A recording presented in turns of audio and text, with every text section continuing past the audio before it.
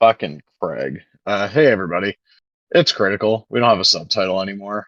I'm Mongo, joined as always by my co-host Liger Boost. It's been 2 weeks, and we talk a lot about video games on the show. There's not really been a lot of video game news. And if you listen to last week's show, and you're like, God, I wish these idiots would stop talking about action figures. I've got some fucking real unfortunate news for you because that's the bulk of this week.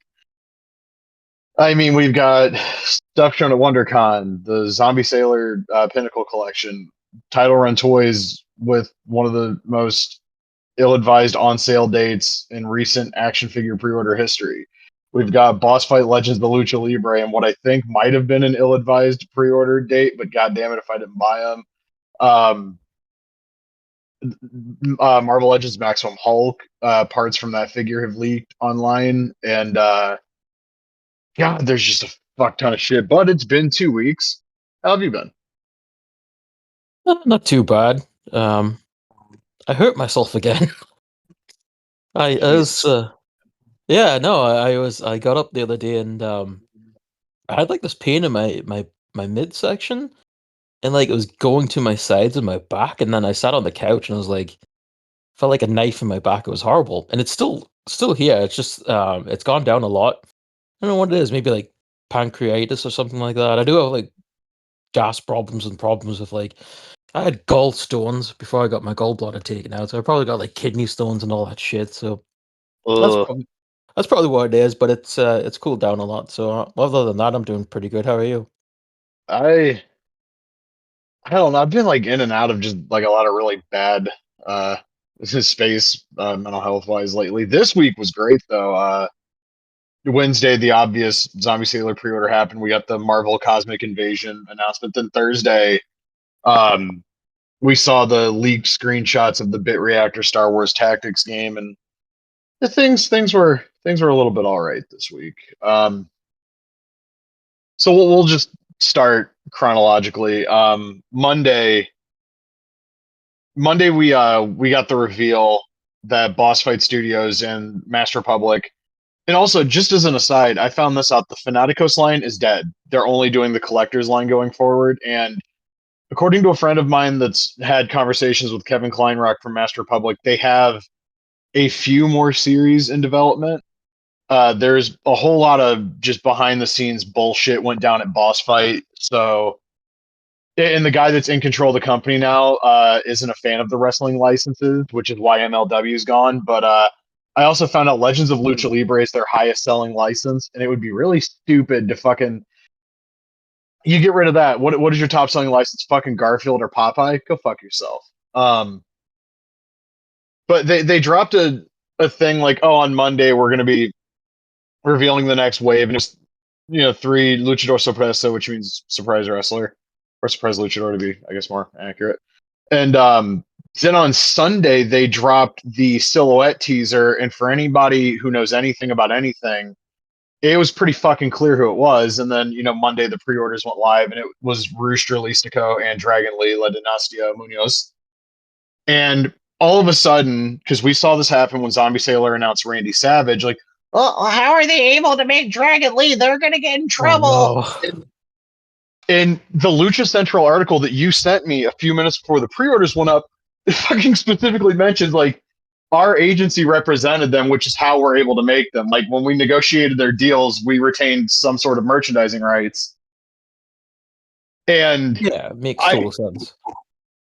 I looking at Roosh and Dragon Lee, there appears to be a lot of reuse. Now, whether this has to be the case, or else these are going to turn out horribly. Roosh has to be taller. Mm-hmm. So maybe it's the same torso sculpt, but it's like sized up, like it's a different mold. But these look fucking incredible. Dralistico by himself is one of the best wrestling figures I've ever seen. If this thing turns out anywhere close to that render, he's in the white and gold, so like the more Mystico color gear. And I got talk. We got to talk about the majors showing their asses on these figures too. Dragon Lee's in blue, and can I just say this figure fucking smokes the Mattel figure of him? Yeah, it's Just surprising. better. And then Roosh, which shouts to KFG on Blue Sky. You're finally getting your Roosh figure. The first thing I thought when I saw that teaser was with him. I was like, God damn, he's gonna get Roosh. And then my second thought was, God damn, I'm gonna get Roosh. He comes with a soft goods Lefaction Gold AA t-shirt. He has an alternate head with the bull mask. He's in the white and black gear. This is, if you wanted a Roosh figure, this is the Roosh figure you wanted. There's no other way to put it. And then I watched the Major Pod, and those guys, let's be perfectly clear, they call themselves wrestling historians. They don't know a fucking thing about wrestling unless it's 1990 to now, like mainstream American wrestling.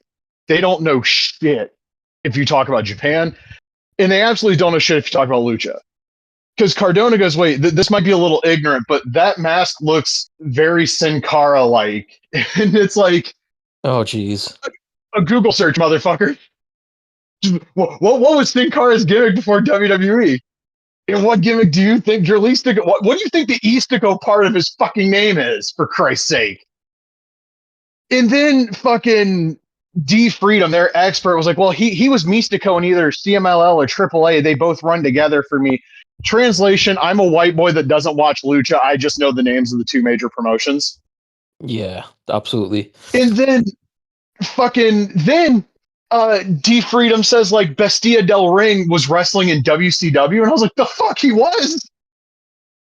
What do you mean? Does he think he's Damien or something? That was I think, yeah. Honestly. And then what was the other fucking really Myers was like, I wish there were actual legends in this set. Here's my thing. You can say that if you're like a Roy Lucier type that knows it. I'm willing to bet you if you ask Brian Myers to name a legendary luchador, it's El Santo, Mil Mascaras, and a bunch of dudes that run Nitro. That motherfucker doesn't know shit. I was going to say, like, what difference does it make to him? And in the back of my mind, I honestly did wish they were going to be like the Villanos, or Villanos, I should say, sorry. Because I thought that would have been cool as far as like legends go. But like that, yeah, that's cool that we get Rush, Dragon Lee, and Dralistico. I don't know though, because like the Vampiro I heard had problems, and that's a figure that I want and still don't have, haven't ordered it or anything. But like, if they had problems with Vampiro, it's like, are they gonna have problems here as well? Like, why did they have problems with that? Because they were doing so well, and they were right. Go on. No, I was just gonna say, you get them in like GameStop and stuff. They were doing really well with like expanding the business and stuff, and then they just seemed to go like into hiding. Like there was nothing for them about them for a while, and then Vampiro comes out, and everyone's like, "Oh yeah, it's busted." Yeah, I think KFG said to me on Blue Sky that his Vampiro didn't have any issues, but I also know people who got him and he snapped at the waist, which was I'm like 90% sure that was the issue with the MLW figures too, the ones that broke. That ain't good. So that was in the back of my mind when I ordered these, but I was like, I'm just going to get some 2018 Elite Protectors and it'll all be fucking fine. Yeah. But if you're familiar with the Boss Fight line, I mean, the renders are up there, bossfightshop.com. They did the thing with these that they did with the last series they did. For whatever reason, when they add new stuff, it's always on the second page at the bottom, and it's such a fucking pain in the ass. Put the new shit up top. Yeah. How hard is that? When are we going to get the Sasuke, though, if they've got Sasuke under license? Yeah, they announced him, like, what, 4 or 5 years ago? I think so, yeah. Yeah, I mean, where's the Collector's Series Ultimo? Yeah, exactly. That was another thing they talked about. Where are the Aguayos? I joked to Kevin Kleinrock on Facebook, like, oh, it's going to be 3 Pirata Morgans. So, Eduardo, if you ever listen to this, I had you. You're back on that one. And he's like, oh, maybe someday, but not this time. And I was like, I'm going to hold you to that. I want a whole wave of Pirata Morgan figures, goddammit. What else do they have? Do we know what other names they have signed? They have original Psychosis. Okay, that was actually what I was wondering about. But everybody's like, oh, we need La Parca. 2 things. One, you can't get La Parca. That's owned by AAA, and AAA is not licensing out. Although if they were smart, I mean, they would license those out. Yeah. And also, the La Parca you want is LA Park, who previously did work with Master Public, but famously, LA Park, a little bit of an asshole. So now he doesn't work with them anymore. What is he even doing anymore? I haven't heard his name in a while. He was gonna be on an indie show in like Atlanta or Charlotte this past weekend. Actually, this weekend. It was him and his son against Wagner Jr. and Wagner Jr. Jr. Okay. Which, by the way, if you're on social media and you see somebody refer to El Hijo del Dr. Wagner Jr. as Wagner Jr. Jr., there is like record in a Discord group chat in like 2017, 2018 of me calling him that. Mhm. That's my bit. I just feel like putting that Okay, I out want to there. see that. No, it's okay. It makes me laugh whenever I see that because maybe somebody else said that, but like I was saying that on Twitter like years ago, and I didn't think it would ever catch on, and then in the last like 2 years it did. So did that match actually happen? I'm pretty sure it did.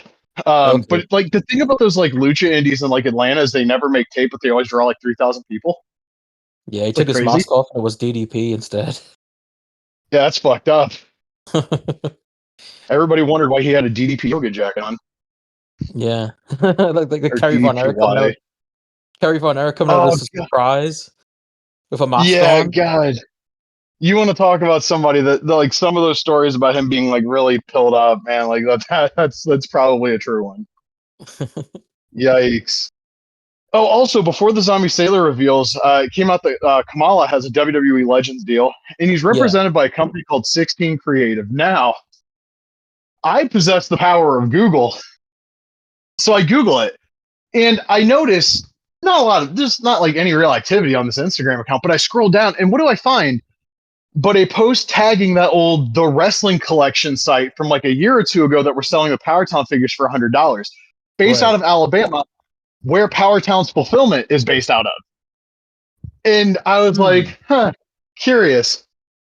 And so I went to the website they set up for Mike Rotunda, and sure enough, there's a fucking ad for the wrestling collector for the wrestling collection. And I look again, and I'm like, that is the address that sent me Powertown figures. And I was like, wait, so time out. Powertown are licensing fucking talent that they just fucking solicited pre-orders of? That's probably not a great look, right? Like this is probably No. maybe somebody conceding they're getting the fuck out. And then like King Kong Bundy was mentioned as having a WWE Legends deal. And Zombie posted like that's speculation because if anybody remembers when he was on Sam Roberts' show 2 years ago, he has exclusive rights to Bundy until next year. So I I don't know what Powertown's doing here. We know that their deals are bullshit. And maybe they did have a deal with Harley Race, but then they licensed him out to WWE. But why would you do that when you could have made all the money yourself? You It's, know? I mean, speculation. I mean, it sounds like they're just getting out of the actually making stuff on their own, right? Like, um, it's interesting how it turned out. I mean, we talked about it before, but like they were talking about making video games and all this shit, and now they can't even get their own figures out. So, wow, that company I crashed don't so think, hard. dude, I genuinely do not think that Series 2 of the Ultras or TNA Series 1 are coming. I forgot about there was a website called Megalopolis Toys a few years ago. They went under, but then started their own toy company, which I don't understand how that happens. Um, but people when they went under, there were like tons of pre-orders to that site because at one point they were pretty reputable. And then they went under and people didn't get their fucking money back. I'm very much expecting that to be the case here. Um, it's shady, but like, look, Duggan and Tito recently had Legends deal signed. Who's to say they weren't part of this? Right. They're also in Remco Series 1. So our Powertown, our guys stepping out on their Powertown deals, our Powertown offloading them to WWE because maybe a bunch of geezers with dollar signs in their eyes got in a little bit too fucking far over their own heads. Who knows? But it's certainly an interesting situation. It doesn't look very fucking good. And I saw people, and we'll tie this into the Zombie Sailor thing in a minute. But I saw people saying like, "Oh, the delays paid off because we're gonna have Bundy and it's gonna be cheaper than the Zombie Sailor one." Okay, cool, that's fair. Enjoy your King Kong Bundy using mostly parts from 15 years ago with a head sculpt because they're not going to do a new one that doesn't look anything like him in a soft goods singlet that's going to droop like 2 months after you get the figure. Congrats, enjoy. Um, and then Wednesday, that was the big day, right? Yeah, Title Run Toys. Oh, sorry. I understand like people being like, how do I put this? Like I understand the idea of like, oh well, it's gonna be cheap now, so we'll just get this version. Then you deal with what you've got, right? Like, yeah, yeah, I get that. I mean, especially for me, like, so I pre-ordered the Abdullah and it was quite expensive. So if yeah. I was WWE, about to say, yeah, if they made an Abdullah, it would be, if they made like say an Elite or an Ultimate or whatever, it's gonna be like $45. So I'd be like, yeah, for the money, the quality might not be as good, but like for that price, sure, I'll go and grab that. So I do understand from that perspective. It's the same thing sort of with Storm and like Jada, right? Like or like Mortal Kombat or something like that. Like if you wanted like a really good detailed Mortal Kombat figure, you'd probably get the Storm, which is going to cost you like over $100. If you want something that's cheaper and maybe not as well made, you can go for like the McFarlane, right? So yeah. sometimes when it comes to money, you just have to settle with what you've got. So I do get that aspect of it. I think the way that people were wording this stuff was like, "Oh, this is going up right before his." The Major Pod group did this weird thing where like everybody but like four people started shitting on him going into the pre-orders. And it was like, oh well, we're gonna get a loose cannon Pillman from Mattel. Okay, and you're doing this under the guy's actual post. Why? What do you Yeah, gain from this? And then a bunch of those same people fucking post that they bought the fucking figures anyway. Like of course. what? Jesus Christ, man. But no, your point's valid. Like I'm not dunking on anybody that's looking at it from a cost is too high perspective. That I get that. I've done it myself. But like when people are snarky, like, oh, I'm so glad I waited because he took forever and I'm going to be able to get this with the WWE logo on it. Fuck you. Because that's what it Yeah, comes down to with a lot of these people. that's ridiculous. Yeah. So Wednesday, Title Run Toys. They put up their Hasbro figures or their retro style figures, and we saw comparisons. And somebody said it to me. You've got to try really hard to make your shit look cheap compared to Mitch because they had it was what was it Heels and Faces, Jeff Jarrett, Danny Davis, and who there was a Mitch figure, Mark Marrow, Hmm. and the Mitch figure didn't look too far off from the zombie figure when you compare it to the fucking figure that was in the middle. Like I saw a pretty valid criticism that some of the recent zombie figures have been maybe a little bit too skinny. But then I see the Danny Davis, and it's like he makes Punk look like goddamn like jacked up Randy Savage. Like why? And then I saw like the Hoovy, and I'm like, why are these so fucking tiny? What is going on here? And then they did like a 1 of 500 Wrath and like a white singlet, and there's a 1 of 500 Hoovy with like a different mask and a different singlet. And I was like, independent of nothing, these might do okay. You're launching them like a few hours before the big pre-order of the day. And they did Yeah, mention that the line was a success. Oh, by the way, the figures are $36 on pre-sale. They might go up to 40. So if you're paying 40 for these, but like Epic, Zombie, or Mitch for 40 is too expensive, you're a mark. Because these things look like shit, and the others don't. Um, we gotta talk about the Epic podcast guys too at some point. That's just a whole stupid fucking thing. But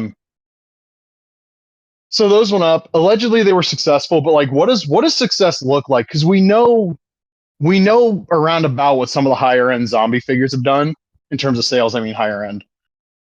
Like, has anybody done like? I think I mentioned this last time we talked, but like, has anybody done Danhausen numbers? Have they done half of Danhausen? Because if you did half, that's still 2,500. That's a ridiculous number for a small company that's doing only direct to consumer. But like, what does success look like? What does the cost of this look like? Like, is successful. Like the site didn't crash, and we got some money coming in. Like what does success Yeah, look like for these fucking retro companies, man? I have no idea, and I don't think a lot of them would be willing to share their numbers in some cases. So I have no clue. Like Mitch did those 1 of 300 Mark Marrows. They're still there. Yeah, Last time I looked. And I mean, Zombie did the 1 of 925 Jack Tunney, which I question the wisdom of doing that. But like Tunney was the smallest run of Series 3, and there were people that wanted another one. So it's like, yeah, I have another one. Here you go. But that's Jack Tunney. That's not like, oh, this figure's going to fill the hole in your collection, and I'm doing him in 3 different colors. Although he kind of did do that with Slick. I just thought about that. But the first two Slicks did very well. The third one, the Black Friday one, kind of hung around for a minute, and then he was gone, I think, on the Cyber Monday sale. But like, yeah, so congrats if it was actually successful. If you're just saying it was successful so you didn't look like you got raffle stomped by the other two pre-orders of the week, damn. I'm I interested to don't. see the reaction to the Paul Orndorff because that's got different pieces for like the legs, so you can do the pile driver. So Yeah, I'm curious to see if that turns out how they would hope. one of the comparisons was that figure next to Hogan, and he's so much skinnier than the Hasbro Hogan, especially in the legs. So I Man, I hope people are happy with those when they come out. That thing they said about doing Hasbro scale with the lead articulation, that's an interesting idea. Um, I maybe Orndorff should have been the first one, so you could actually do like a real pile driver with him, Right. and that sweet fucking elbow drop he would do too. The dancing one. Um, well, he added that in WCW, but yeah, that one. I always love that. Yeah, Orndorff fucking ruled, man. Yeah, dude. That was a Pretty guy that even wonderful. when like talking about 80s nostalgia was like the thing, it didn't feel like he got the credit he deserves. And now it's 20 years later and he really doesn't get the credit he deserves. And yeah, Pretty Wonderful was a great fucking tag team. I feel like I liked a lot of tag teams when I was a kid that didn't get a lot of praise like they should have. Like, for example, Strike Force, like Pretty Wonderful, Power and Glory. But like everyone else would talk about like, the Rockers and the Hard Foundation, the Bulldogs. And I'd be like, well, what about these teams, you know? Well, out of the three people talked about, the Bulldogs are the only team that was actually like legitimately great. I'm not Have you going to touch ever that like one. look, I like the Heart Foundation a lot. But I remember so like I got the full run of 1990 Superstars and Challenge, and this was like 11, 12 years ago, right? Hmm. And one of the things that defines the era of TV is making your squash matches entertaining, right? Yeah.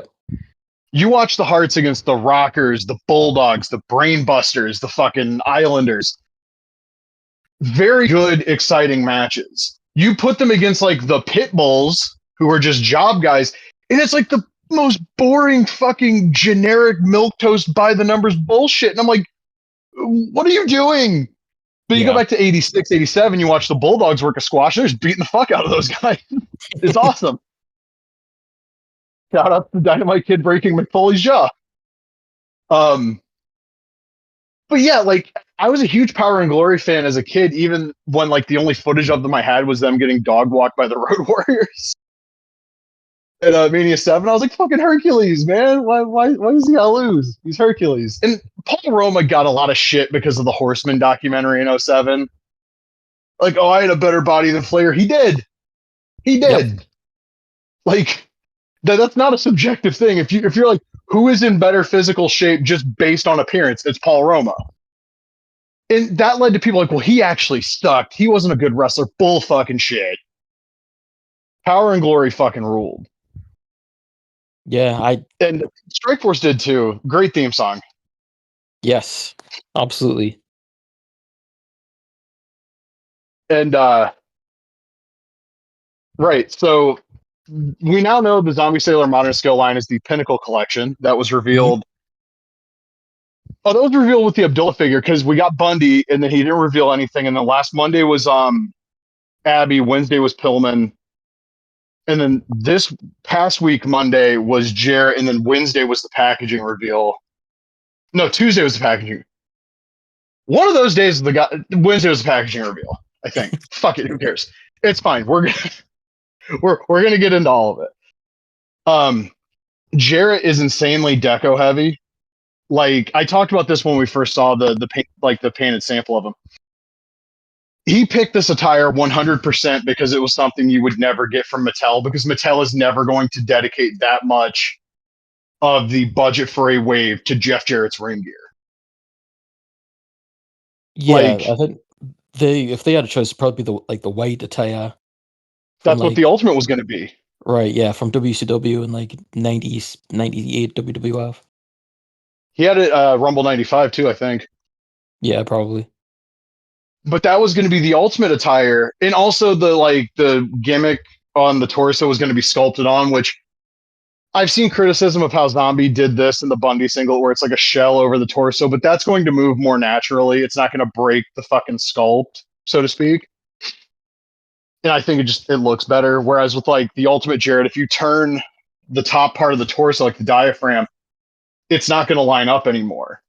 So you're going to have like it's weird, but like if you have an Ultimate figure with the singlet, turn the fucking top of the torso, or if you have an Elite with a singlet, just ab crunch it and tell me how fucking weird that looks.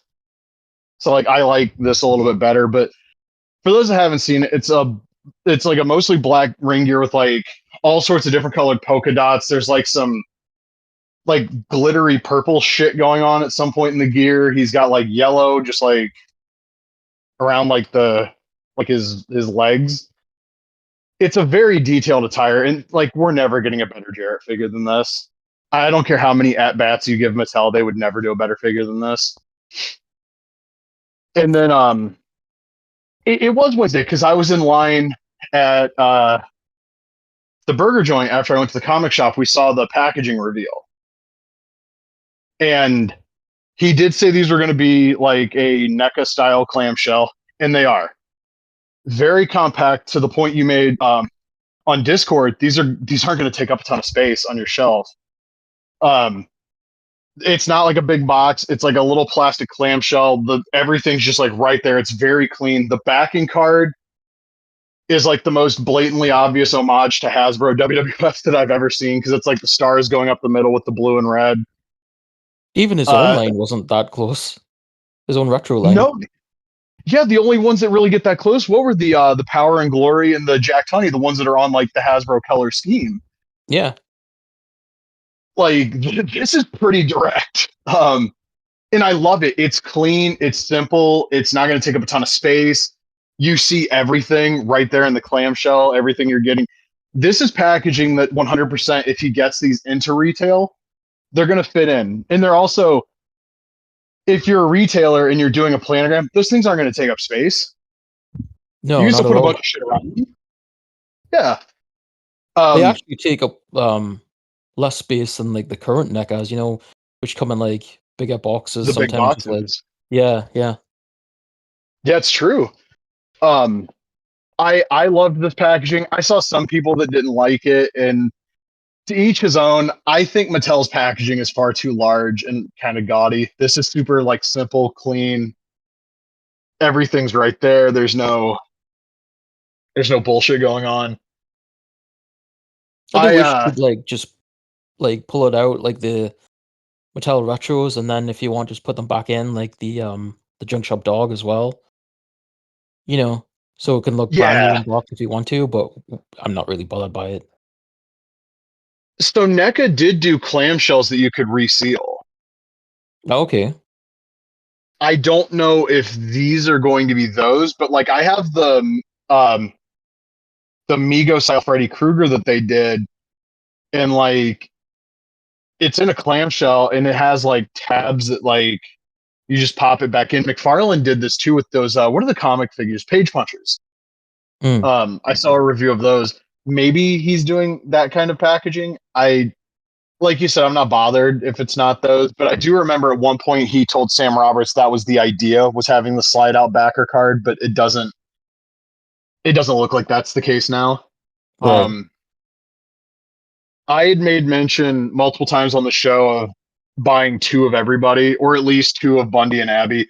I bought two of everybody. PayPal Pay in 4 was an option. I was like, you know what? I've waited 2 years for these.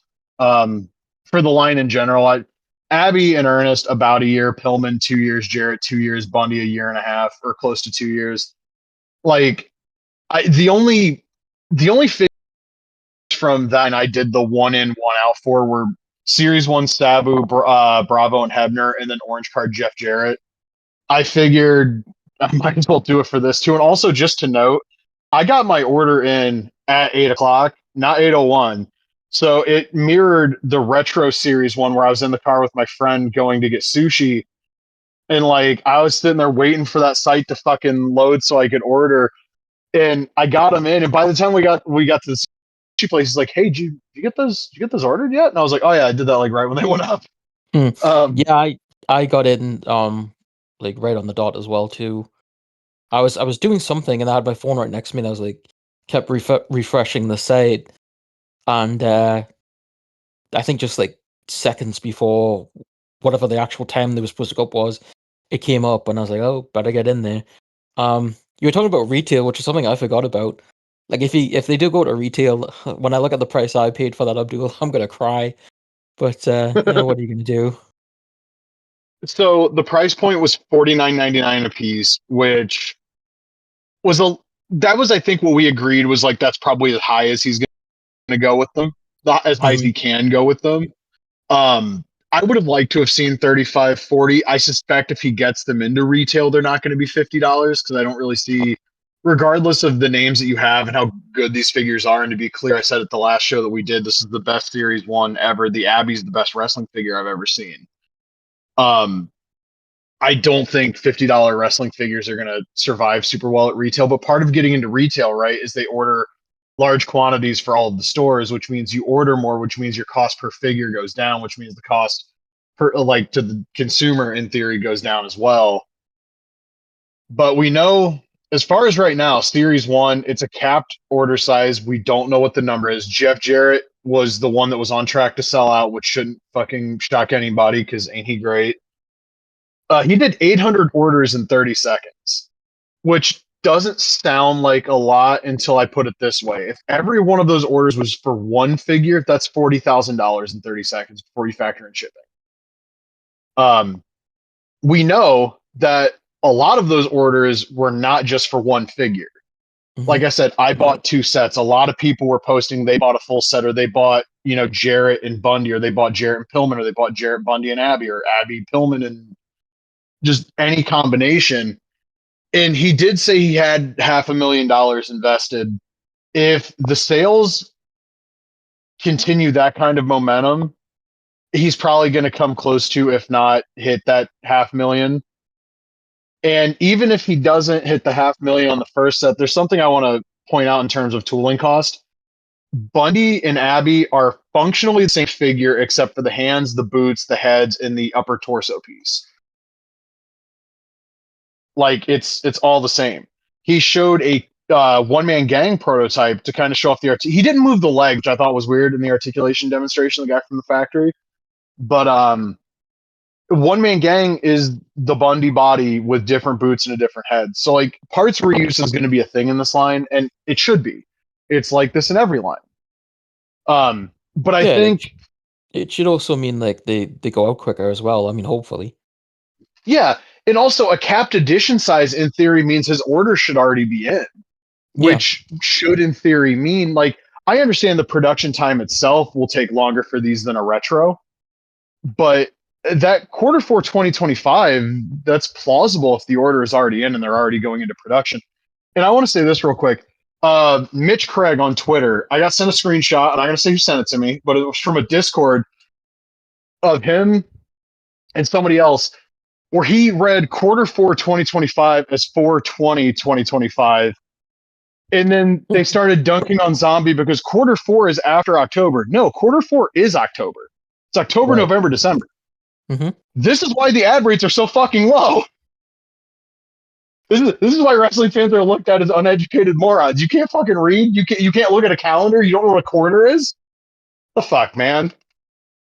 And also, Mitch Craig was the one that was going around like, "Oh, he lost the rights to Pillman. He lost the rights to Pillman." Shut the fuck up, man. That's all that guy does. Anytime I've ever seen a screenshot of his fucking account, is he's just like, one, he's taking shit that I posted in the fucking Major Pod group and not crediting me for it. So fuck you. And two, it's like half of it's just to fucking stir shit up. And like, I can't imagine being a shit stirrer in the wrestling figure community. That sounds like a fucking real waste of fucking time, bro. Like really. But it seems like early anyway. These are doing fairly well. If the capped edition size is like 3,000, I could see Jarrett selling out. Maybe not the other three, but we're gonna see. Um, I also want to address this because I don't think we talked about this with Abdullah. So the Abbey figure has a quirk that the real life Abdullah the Butcher had, where his head and part of his chest is slightly darker than the rest of his body. Mm-hmm. And people dunked on that figure, and it took me like 1.8 seconds to just Google Abdullah the Butcher and find a picture where like that's just what he looked like. Yeah, I did the same thing, and yeah, that's definitely the case. Abbey was a very weird looking man in a lot of ways, but like I don't know if it's just that like because you always see him with like the jacket and like the like kind of polo shirt on under it. Maybe like because that's the only son that he got. I don't fucking know, but that's what he looked like, bro. That's all I'm saying. That's what he looked like. Do you see recent pictures of him? I guess he's doing DDP yoga and he's like lost a lot of weight.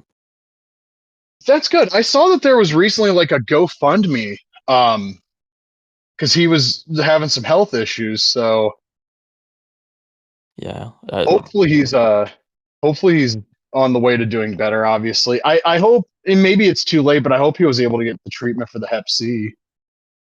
Yeah, I Because don't know. yeah, that might have been the cause of his hospital visit. I don't know, but I mean, you saw how he was moving on those Dark Side of the Ring episodes, and I did see somebody joking recently that like DDP is just like he's got a never-ending like supply of old wrestlers he knows that he can exploit, and that feels a little disingenuous to say about Dally. But then you look at like the resurrection of Jake the Snake Roberts, all the stuff with Scott Hall, the Lex Luger stuff, the Butterbean stuff. Part of me believes Dally is just helping his old buddies, but also like it's being filmed for a reason. Yeah. As cynical as that sounds. I mean, there was also like he was trying to help like Boogie, whatever the numbers are of that shitty YouTube guy at one point. Uh, And that that didn't go anywhere. But I know there was like videos about that and shit back in the day. Um, with regards to the one man gang, do you think we'll get an alternate head with like the hair down and the black around the eyes from when he teamed with Pillman? Well, with, Sullivan, I mean. oh, that would be really cool. Yeah.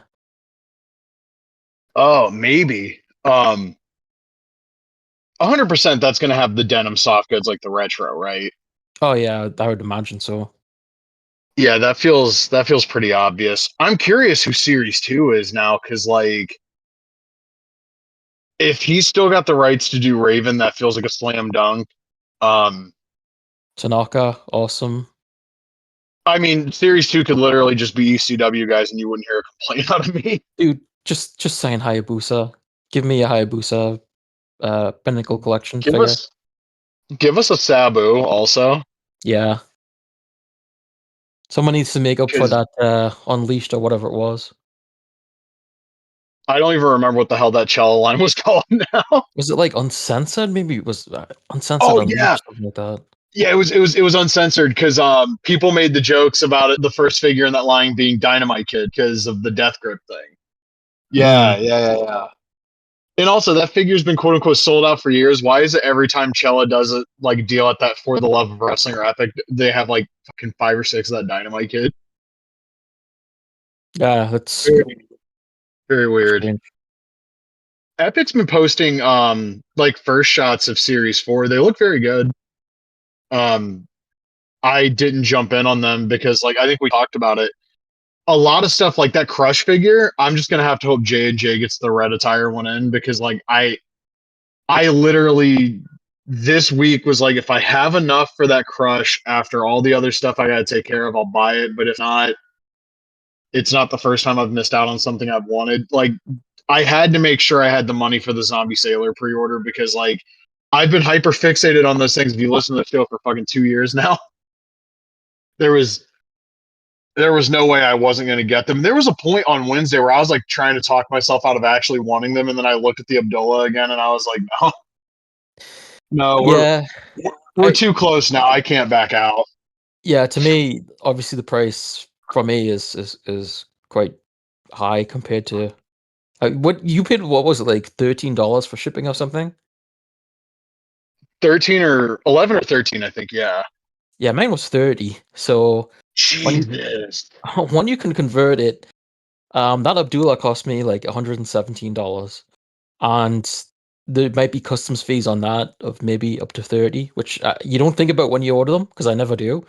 Because customs fees wasn't something I ever had a problem with. Like sometimes from Bai in Japan, I'd get customs fees for that, but generally from the US, that would never be a problem. But I've been hearing more and more often people that are ordering figures from different companies are getting like customs charges all the time now. So that's going to be fun. Um, That sucks. but at the time, but I'm at the point where it's like, well, that's the price. You know, it's the Canadian dollar's worth shit, and the other shit we've going on with the US. It's like that's just what it is now. That you can't help it really. So either you get it or you don't. And I looked at that Abdullah several times, and I was like, this really is like one of the best figures I've ever seen. So yeah, I'm gonna jump on it. And yeah, what can you do? Um, and like I ordered the Muta Ultimate Edition, which I honestly I did not expect to get. Like I was like, there's no way I'm gonna get. I've been to the Walmarts again recently, and there's just like it's dead. There's nothing. There's like almost no figures at all.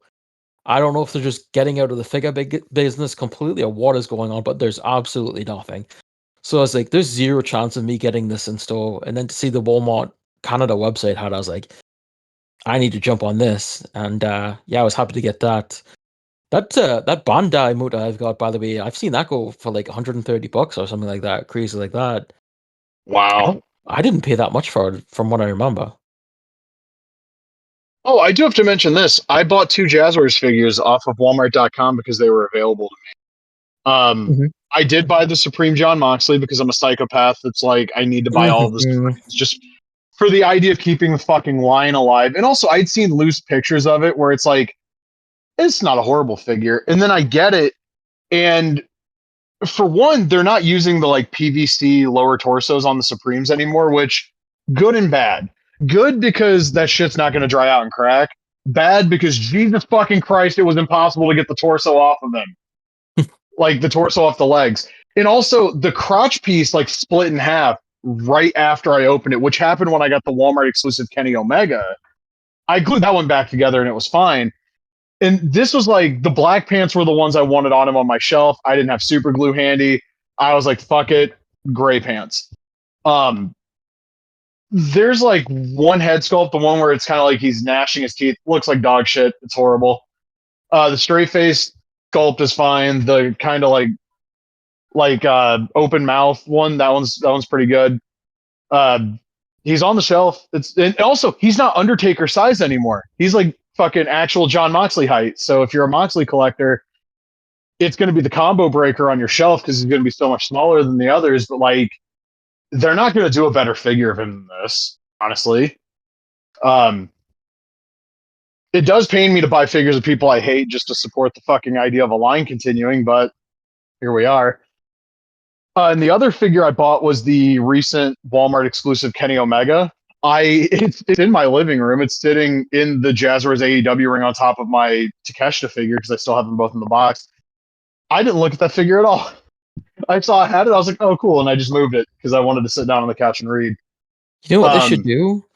They should make a Moxley with like little holes on the back, and it comes with like the spiked bat, so you could just like insert it in there. That'd be cool as shit.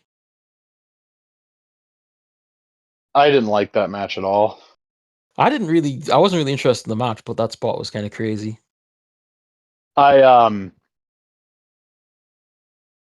It's going to be interesting to see what happens with the Supreme line. I know Double or Nothing's in 2 months, and they usually drop some reveals. We have Dynasty next weekend, which fucking mother of God, that card looks terrible.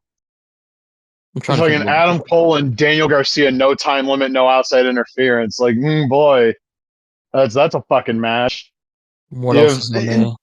Swerve's going to lose to Moxley. They could have done the interesting thing and booked Speedball versus Kenny, but they threw Ricochet in there for reasons I don't Ricochet, know. right? Yeah. Tony Storm and Megan Baines, a match where I respect the athletic abilities of both women. I don't know where Mercedes is wrestling. I feel like she's had a match announced. I don't think so, but I might be wrong. Hold on 1 second, because I I have know the power of the internet at my fingers. Azumi just said she's going to go after the Strong. She's going to be in New Japan Strong a lot more this year, I guess. So she's Oh, going after that. oh boy, Jericho and Bandito title versus mask. So Jericho's going to try to do the match with Ray from the Bash in 2009, 16 fucking years later. That's great. Yay. Claudio Pack and Yuta versus Rated FTR. Well, I know the Death Riders thing's not ending before July, so this, I guess, is where FTR is going to turn heel, and maybe we get Edge and Christian versus FTR. I guess. They'll God, you know probably what would be the be. dumbest possible fucking thing? If Nick Wayne and Lucha Switch or whatever the fuck his name is split from Christian. I think Kip Sabian's in that group too now too, because fucking Tony loves a Thob story and he loves keeping his buddies around that have been there from the start. He just doesn't like doing anything with the ones that can actually make him money. If those guys split and join FTR and there's another new stable, because that's kind of how this shit tends to go in AEW, Mm, that would that be sounds really like a horrible silly. stable. It does, yeah. No, it sounds like fucking literal death. I They're really liked probably Revolution. This show does not look appealing at all. they're probably doing Hurt Syndicate against uh, Big Bill and Brian Keith as well. It seems to be what they're building up. Well, if they get Brian Keith away from Chris Jericho, I'd be happy because, good lord. So this weekend was WonderCon, and we can talk about the McFarlane reveals. We'll zero in on the Mortal Kombat stuff because that's kind of the big one. So the Molina and Sub Zero thing that we saw, that is a 2-pack. It is the two of them. We're getting the portal stage from Mortal Kombat 2 as like a display diorama kind of gimmick. Mhm. And it looks like there's stands for the figures built into the sides, which is very cool. And I don't think we saw this before. And if we did, I don't think we saw those stands. I get like you're doing Mortal Kombat 2, Mortal Kombat 3, and you can't really redeco Sub Zero. I still don't like the ice on the arms. That looks really weird. It looks more like Shaolin Monk's Sub Zero, but I this is cool, I guess. It should also be noted, for what we're talking about here, it's renders of Molina and Sub Zero. They did show the Series 1 like single figures, ultra articulated. My fucking ass, Todd. We did see the single figures, and these were like pictures of the actual figures. Still an off-screen picture, but honestly, this might even with Todd's video from Toy Fair notwithstanding, this might be the best look we've gotten at these so far. Yeah. And like, yeah, the sculpts are fucking great. Liu Kang, again, that's just the MK11 figure with a different head, I'm pretty sure. But good looking figure. Like the aesthetics of the figures aren't the problem. It's the scale and the articulation. But like, it's going to take some convincing for me to not grab the Liu Kang, at least. Now that I'm looking Yeah. at these again. It's going to be hard for me Price to not get like all of them. price point's going to come down. Going to be the determining factor, I think. It's all going to come down to the price points. I think what I was trying to say. For me, I know that McFarlane had to raise prices because of the tariffs, and some dumb son of a bitch on Instagram was like, "We'll just manufacture in the U.S." Cool. Do you want to fucking point me to an action figure manufacturing fucking facility in the U.S. that's been used in the lifetime of anybody that's been listening to this podcast? Oh, it's so easy, you know. You just open a Well, business, and make it's American, buy snap American. Fuck you. We snap of your fucking snap of your fingers, and the factory just shows up, right? I mean, that's how things happen. yeah. It's fucking Um, stupid. yeah, but why put too much thought into it, right? Just say things, and then that's how they work. Um, Republicans don't think. I will say, I'll concede this. These sculpts are maybe not quite Storm Arena quality, but the sculpts on these figures are sure as hell a lot more detailed than the Jada figures, which is yeah, saying a lot because like Jada Toys Guile has a ribbed tank top. They didn't have to do that. There's no evidence to support that he has one. They did it. yeah. So that's cool. Did you But these are cool. yeah, did you see that line I sent you? I can't even remember what it was called, but like they were doing these figures based on like martial arts movies. There's Yeah, like, it's called Burning Hammer. yeah, oh yeah, how the hell did I forget that name? That seems like a really cool line to look out for. Um, Yeah, those are like really articulated. Those are pretty cool. I looked at their stuff, and I saw like what looked like a bootleg cable, and I was like, oh, that's interesting. But I guess it's like a Rob Liefeld. He did like a comic run with a fake cable, so that's what that is. I was like, all Huh? right, yeah. But yeah, those figures are super super cool. There's like, I guess they're doing like drunken boxing, and there's like an old kung fu master, and there's one that sort of looks like Bruce Leroy from The Last Dragon. So yeah, I think that's, and they seem like super super articulated. So that's something to be interested in. It would be cool if they did like, if they were to get into like the wrestling business, or if they got another movie license or something like that. Um, yeah, every time I see something like that, or I see like the Jada, or I see the Storm, it's like Fallen, what are you doing? You know, like you're making video game action figures, fighting video game action figures, and you can't even really move them that well. But yeah, it is what it is, I They guess. do look nice though. I guess that's Yeah. the trade off. Also, McFarlane, we all wondered when is he going to do adjectiveless Spider-Man #1 in that statues line? The answer: summer 2025. Um, the iconic image, everybody's seen it. Like the retail store I work at had it on T-shirts as recently as a year ago. It's him crouching with all the webs around him. Like if you've ever seen a Spider-Man comic from the '90s, this is probably the fucking one. Uh, I almost feel like I'm obligated to buy that. It's such a cool little statue. But also like with prices going up, we're getting to the point where I might not feel as compelled to buy those, honestly. Right. Um, Jada had the claw figure from the Ultra Street Fighter 2 line on display. This thing is awesome. Remember when the low quality image of that surfaced and people on the Jada Street Fighter Facebook page were like shitting their pants? Mm-hmm. Yeah, toy collectors are idiots. This looks amazing.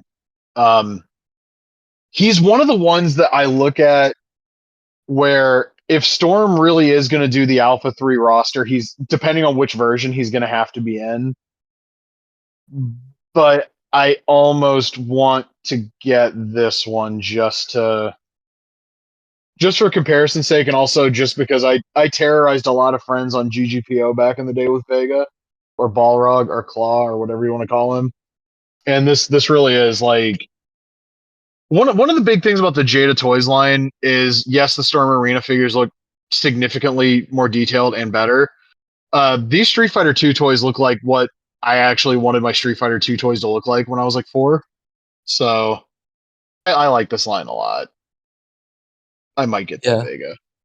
Vega. Did you see the player two Guile? Yeah, the blue one. Yeah. That was on sale at WonderCon, and so was Sagat. Someone needs to make a Van Damme head that can go on there, because I mean, come on. Oh, yeah, it's right there. Yeah. It's so obvious. I love that movie. I don't care. Yeah, it's pretty good. I watched some like R.I.P. Raul reactions. Julia. Yeah, reactions to that. It's goofy and corny, but I mean it's fun. The I guess the new movies completely fell apart because it was completely removed off the schedule. So Yeah, well, I maybe don't if remember you what the last update was, but it wasn't encouraging. Maybe they could have just gave the guy from Assassin's Fist a fucking budget, and we could have got somewhere with this by now. yeah, Joey Ansa. The director that they apparently hired was a guy that had like worked on the Twisted Metal show and some other stuff. Didn't really seem to have a lot of stuff under his name, but yeah, they just removed it completely. But you're right, like they had somebody that worked with Street Fighter before, and it was really good, and the And he opportunity was wanted to there. do more. Yes, he was gonna do a World Warrior show, and like they had him do like a mini series for Street Fighter 5. Five, five. Yeah, and I don't think that was received very well, but also I'm sure he was under like a lot of limitations and stuff in regards to budget and exactly what they wanted. As opposed to when he was allowed to do his own thing with Assassin's Fist. And yeah, they are gonna make the World Warrior, and like they, I guess the license expired or Capcom took it back or whatever the case may be. And he's definitely wanted to do the movie. Like I asked previously when the Rocka Rocka guys dropped, I was like, is he still interested? And the response I got from their official like Facebook, which might be him running it, I don't know, was just, yep. So I mean he was still interested in doing the movie, but why would you do something that fans really liked and would probably be well under budget and, really good when you can just throw shit at the wall and see what sticks. You just fucking piss the bed repeatedly. Yep. Um, Storm Collectibles did throw up a teaser for Storm Arena for King of Fighters 98.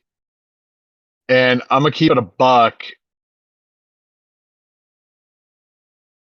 A mutual of mine on Instagram is the first comment I see bitching about them being 110 or 112 scale instead of 110th. And I honestly just want to reply to him saying, shut up, bitch. You should do it. I'm about to. I'm gonna keep it a buck. The only King of Fighters characters that I actually know are like Mai and Terry and Geese. Hmm. So I want to say I probably could look at the hashtags, but I don't want to cheat. Um, Pretty sure Kyo's one of them, and I don't know who the other two are. Does King of Uh, Fighters tie directly into Fatal Fury? I maybe honestly like I SNK fighters are like I'm not super like I know Terry because Terry fucking rules. I think one of these guys is named like something Goro, Daimon Goro. I don't know why I remember that. Um, I don't know who the third guy is though. Yeah, I don't know anything about those. I know they made a crappy movie, like a directed DVD movie at one point. Fuck it, I'm gonna look at the hashtags on the post. Yeah, Daimon Goro, Kyo, Benny Maru. Okay. Well, none of these guys are Terry, so that's where it kind of begins and ends with me. Um, Benny Baru sounds like a Fire Pro name for somebody. yeah, it sounds like passed on name for like Hayabusa, where they got with Yeah, like fucking what is it, Ranmaru? It's yeah, yeah. been a long time since I looked at the fucking Fire Pro R character select screen, so I'm happy I remembered that. Um, Mondo finally showed off their 112 scale 2000X He-Man. With the dick I purse, was well, there's a few different things we could call that. He was rocking, mailbox. say. Um, I was all in on these until they said these were going to be in like a Mezco or Storm Collectibles price range. And if He-Man was something I had more of an attachment to, I'd probably be really excited. But I heard that and I was like, don't need $100 He-Man. Sorry. The sculpting on that looks fucking incredible, though. And Mondo does really awesome stuff. I will say this though: if they were able to do their like, they do the X-Men and Spider-Man animated series figures. If they were Yeah, able to do those in this scale, $100, I'd buy them all. Like that would be easy. I've got But more questions though. Like, is there a law reason as to why he has that purse? I've never watched the 2000s He-Man show, honestly. I I wonder what mean, he. it's a Yeah. pouch. Maybe Rob Liefeld designed him. Maybe he has like condoms in there or something. Maybe he's got like his fucking his gimmick juice like Hogan used to carry around in his fanny pack, according to It's Ultimate like Warrior in that the one ultimate. series of insane rants. Maybe Skeletor just wants that. They did show a sketch for Skeletor, and I shouldn't have left Toy Art because they showed two more characters as well. I want Um, your dick purse. Me. I don't think he You sounds like that boob. in the 2000s cartoon. You boob. He should have. Let me see. Oh, they're doing a 1/6 scale Mr. Sinister. That's adorable. I'm not going to be able to afford that because it's going to be $200. Okay, so they're doing Clawful, they're doing Skeletor, and they're doing Man at Arms. They're also doing He-Man. Um, and they're going to be doing 1/6 scale figures for Superman the Animated Series, which I Ooh, kind of expected when they started doing the Batman ones. And the Batman ones are awesome, but again, $2. yeah. We never talked about McFarlane's doing Batman Returns, which is super cool. Yeah, so uh, occasionally I'll get sent the same thing by a bunch of people, and it happened with those movie figures, and I was like, yeah, these look cool. I don't know like why you immediately thought of me when you saw this, but I appreciate it. I think Um, they're getting Christopher Walken, which is seems pretty cool. yeah, these all like the renders look really cool. Let it never be said that McFarlane doesn't do a really good Batman, but please let it be said he barely does anybody else. Well, Uh, I don't. these look I hope cool. I hope they make like the skeleton guys on the bikes. Big skeleton head guys. Do you But remember what that? is the theatrical? Yeah, what does theatrical deluxe edition mean? Is this going to be a box set? That's what I was curious about. I don't know. Um, oh, Maybe also that's. they bumped up the pre-order for the Silver Age Superman to this week, and like, man, fuck you, Todd. I should be picking up the Max Fleischer Superman this week. I think that's out very soon. I did get a pre-order in for Kingdom Come Superman. Mm-hmm. It feels really weird for there to be this many figures that I think are cool on the back end of this line, but we still don't know what's happening with DC Direct. So maybe that'll be the way he keeps making figures is just doing the DC Direct stuff. I did see a review, I think I mentioned earlier, of the like 3-inch page punchers that he was doing. Those things have way better articulation than I thought they would have. Just at a first glance, like there's a little bit of rotation of the shoulders. The legs aren't just the straight like up and down; they can go out a little bit. Mm-hmm. And the sculpt detail on them is ridiculous because they're effectively just a shrunken down version of the bigger figures with less articulation. So those are really cool. Also, I like the gimmick of you buy a figure and you get a fucking comic book.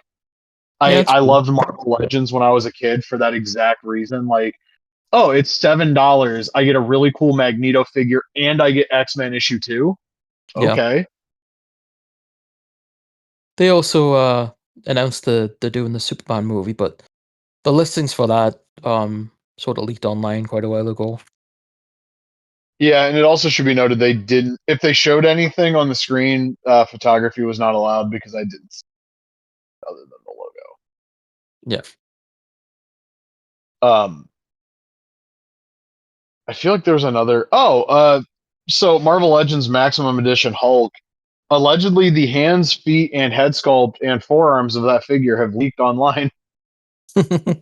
Um, someone on Reddit had the hands and feet connected to the what do you call it, the 80th anniversary Green Hulk, and I've also seen speculation on Reddit like, well, how do we know these are actually the parts for that figure? because it's got the fucking toe hinge for one. That would be like my big giveaway. And I don't think we've ever had like those particular shape like Hulk hands before. Not the Hulk hands like you would put on in like '03 and punch the shit out of your friends with. But we do have a Marvel Legends fan stream coming up on Tuesday. I'm hoping that because they ended the last one with the teaser of like the missile that he's alleged to come with, that we're going to be seeing, like at least the sample of the figure, if not getting a pre-order date. I Mhm. said it to someone last night. It's probably going to be 80 to 85 bucks just based on what the Spider-Man cost. And like, man, I'm a sucker. I'll buy it. I also genuinely don't think we're going to get a better Hulk at a cheaper price point. Like, yes, we are going to be getting the Mezco 1/12 Hulk, but that thing's going to be like $120. Yeah. And I love the Hulk, but if I have an $80 option and not a $120 option, I will in fact take that option. And also to sort of kind of maybe round out the action figure portion of the show and not drive people insane that want to hear us talk about other stuff. Mitch from Hastel Toy did a live, which I'm thankful you sent me the link to because I was able to find a website to rip that from.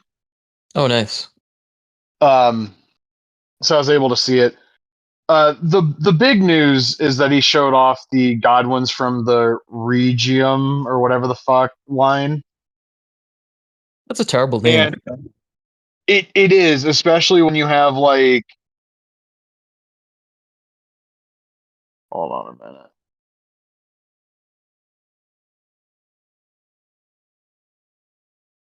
You've got other Okay, land. no, I opened Facebook to see if he posted anything else, and then I noticed like we're like smack dab in the area that's expected to get significant wind damage today. So Oh, shout outs to living in the Midwest. Did they up our tornado possibility? They did not, so that's okay. The power lines will nice. come down, but the winds will be going straight. At least it's not gonna be any of that rotating wind that you have to have people damage and figuring out exactly what way the shit was rotating or whatever the fuck. Oh, good lord. But he did show the Regium series, whatever the hell you want to call them, the God ones, Knight and Canterbury, stay ahead of the law. One thing I want to note, he did ditch the scanned Farmer Brock Elite. Now that I look more closely at this, they do have a diaphragm joint. He also was like, "Oh, I've really put these things through the ringer because these things were like just flopping. Like Henry Godwin did not fucking stand very well at all." And I was like, "Oh, okay, well, maybe not the best thing to go on like Instagram live posturing about your 6-inch figures with this level of quality when what just launched Wednesday." And I'm not going to just dunk on Mitch. There are things I have to say, both positive and negative, about this. One, these are test shots, so it's not like a 3D printed like, haha, look, I'm a toy maker. Like these are actual like plastic test shots. I kind of question the wisdom of doing the upper torso pieces on them in the color of the shirt, but I do understand that because it's probably cheaper to deco the overalls than it would be to deco the shirt. That makes Mhm. sense. These articulation wise, same scheme as Jazzware's Unrivaled Unmatched, which has led people to saying like, "Oh, the Jazzware's molds. These aren't Jazzware's molds." Just stop that. Like people, it's like Aki Engine, right? Like you're Right. trying to make a game that plays like No Mercy, so you're doing the Aki Engine. No, you're trying to replicate Aki gameplay. Ringside and Mitch are not using fucking Jazzware's parts. People need to stop. Kyle Peterson needs to stop that shit. It's not funny. It's not insightful. You're just being a moron. Um, the double jointed knees, like the hinge in the middle is gigantic. He showed like the figures like from the back, and it's like Jesus, that's huge.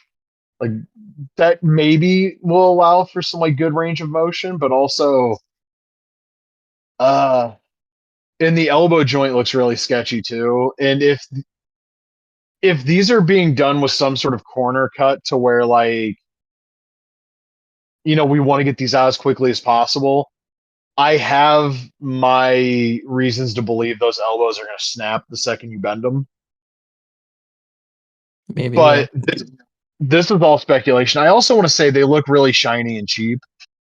Um, the knee joint on both Godwins is a different shade than the rest of the overalls. Also, the shoes are blue, which like mold their boots in black. What the fuck? Why are you painting the shoes? Yeah, I have no idea. This is the sort of situation where I don't really have really a lot of thoughts until we see the finished product. Just because obviously it's going Yeah, to go through a lot of changes and stuff in regards to like painting and the finished heads and all that. I will say Seeing, the head sculpts don't look as bad. Like, do you remember when he posted the Phineas with the hat on, and we were all like, "God, that looks like Red Radford." yeah, It still does, but the other head sculpt isn't like super terrible. The two Mark Canterbury head sculpts, those are perfectly fine. mm, Um, these are the first two, and I gotta be 100% honest with you. I wish Ahmed and Gangrel were the first two. yeah, Because even though like Zombie is 100% going to do Ahmed and it's going to be a better figure, I would be willing to give that one a shot. Maybe Gangrel is like the one surefire unless I see a Zombie announcement for that specific scale and that specific guy. That'll probably be the first thing I buy from Mitch. But these are being refined. He said. I don't know when we'll see actual like painted samples of these. I'd be very curious to see what the paint work is going to look like on these, honestly. Um, More so, I'm more curious because he posted, and I'm with Matt Cardona on this. He posted a teaser of like Gangrel's eye, and Cardona recently was like, "Fucking just show the figure. yeah. Stop doing the shit you're posting like Hillbilly Jim and the Godwins from behind. Just show us the fucking figure." In regards to Ahmed as well, like if Zombie's going to do him, maybe Mitch should just start with like a nation Ahmed, because then you've got something different that I think would attract more people that would still get the zombie Ahmed as well, because then you've got two different options, two different attires. I think maybe that's the way to go around it. To me, it's like That's a fucking solid idea. Yeah, the Road Warriors. Like when I saw the um, God, what is it? Unleashed, whatever, unsanctioned classic unsanctioned. superstars. Yeah, when I saw like the New Japan Road Warriors, I was like, oh yeah, I definitely want those because I've seen the red ones so many times now, right? Yeah, Yeah, so that would be it's a way to do something different. it's strange because like if he does like the Black Trunks Ahmed Johnson, Hmm. like alternate attire from Warzone Nation Ahmed, people are 100% gonna fucking be like, well, that's not the version I wanted. And then because he's Mitch and this is what he does, the fucking red attire one will go up right next to it. Hmm. Yeah. And that's part of the that's part of the problem with Mitch is I wish he would just fucking just do your shit and stop taking feedback. I mean, really, 'Cause what you should be doing is Ahmed in a tank top and blue short shorts. people have been saying that to both him and Zombie since they announced they were doing Ahmed figures. They should honestly just like release the Ahmed and then have that as like soft goods. Yeah, but then like it wouldn't make sense with the legs because he didn't have the No, wrestling gear on. no, but is anyone gonna actually buy that like separately? Maybe, I don't know. I mean, there were people that were genuinely telling Mitch like you need to make this Ahmed as a Oh, I brought retro. it up. I brought it up to him like when he first showed off the retro. Oh, I'm talking like the majors were saying it too. Oh, really? Yeah, that was that was a real thing that people were saying they wanted, and like I mean maybe they do. It seems like Um, something Latuni would release as an LGN. I have not checked in on that guy in a long fucking time. Is he still around? Is he still I doing haven't shit? heard anything about him either. Also on the live, we saw whatever Damien Demento's real name is. We saw the like a 3D printed like plastic sample of him, or maybe this is the factory sample. Mitch did mention the mold, um, like how much the entrance gear took up in the mold. Yeah. That's a cool figure. That's like one of those actual like, you know, people will say like, oh, this guy will fucking fill the gaps in my Hasbro collection or whatever, right? Hmm. And it's always like some fucking shithead that was never around for very long. At least Damien Demento looks cool. Shit. Yeah. I mean, he Um, sucks, but yeah. Well, do you remember when he was on like YouTube, like fucking yeah. all those years ago, trying to do like, I don't even know what the fuck he was trying to do. I remember getting raged very easily over comments. Yeah, remember the video when someone called him a jobber and he did like a whole ass fucking Yep. someone out there called me a jobber. That's the best Damien Demento you're getting out of me. Sorry. We should do like a podcast with Barry Horowitz. Oh my god. Mitch is never gonna hear this, but on the off chance he does, please do not do not fucking make a Barry Horowitz figure. The world's about to get 5 of them. That's fucking 5 too many. Good grief. Hey, that's 5 figures. That means that's like an hour per figure, right? Like if he does another show, he can talk about one for an hour and then go through all 5. Oh my god. Yeah. Oh hey, I was actually able to invert the color on the Gangrel render that Mitch did using this program called Microsoft Paint. And because like the way he did it, he inverted it, so like you don't get a sense of what the sculpt actually fucking looks like. Yeah, it But was seeing weird. it inverted, two things. One, like yeah, from the little bit of his face, that's Gangrel. We can see. Also, with the way it's zoomed in, it looks like a Twisted Metal 3 cutscene featuring Gangrel. Oh my god. So the obvious question now with Gangrel is, does he do the flat like black tights, or does he do like the purple or the red or the blue? Actually, he didn't have red in real life. That was just WrestleMania 2000. He had Yeah. purple though, because I had the figure of that. The road, like a little like, viscous liquid splattered on like the shirt. Dude, I loved that figure so much. The second I got red paint and like I like dry brushed like a shit ton more red on him, and my cousin was like, "You ruined him." I'm like, "No, I made him better." Like, what the fuck? Well, when have you ever seen Gangrel with just a couple of little like dots on the shirt? No, this shit, he's got to look like he really sprayed that shit. Um, Do you think he would do an alt head, like one with blood and one without? ooh, well, he is doing alternate heads. We know that because the Godwins, the alternate heads have the hats on, and I want to say we saw the Ahmed head, and one's got like the nasal strip, the other one doesn't. I think that might be the deal. You could also do one with like sunglasses if you want to mold the sunglasses on. Mm, yeah, that's a good idea. Yeah, Ahmed, it's like the same general facial expression, but one's got like the little like strip over the nose, and the other one doesn't. Yeah. He also showed off the Strike Force retros, and goddamn, that Tito head sculpt sucks. I don't think it looked too bad. Like I don't think it looked great, but like I could see Tito there. It, I don't know. There's something about like the fucking jawline, and it looked honestly. You know what it looks like to me? It looks like somebody started with the Martel head sculpt and just worked their way back to Tito. Yeah, yeah. um since I was able to like download the live, he did mention like, yeah, I know the figures can't actually do a Boston Crab, but this is what I wanted. Oh, Hmm. you know what? Actually, looking at the Tito again, you know what my issue with this is? This looks like somebody somehow tried to turn like his model from Legends of Wrestling into an action figure, like just the head. I could see that, yeah.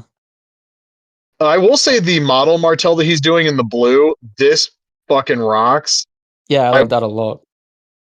I would consider actually buying that for about as long as I consider buying anything Mitch makes.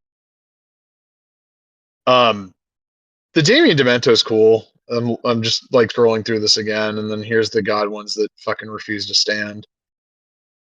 He does bring out the Monday Night War Elite Davy Boy that recently came out, and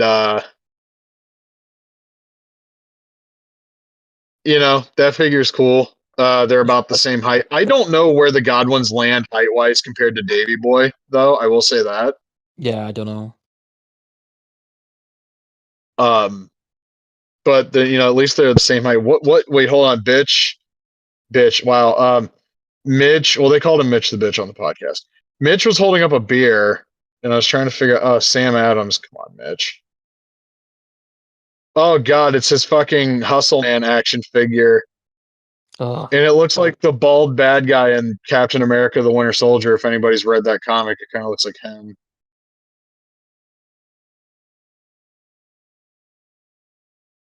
Mitch, I don't understand why you feel like you need to be on camera with these figures, but God bless you.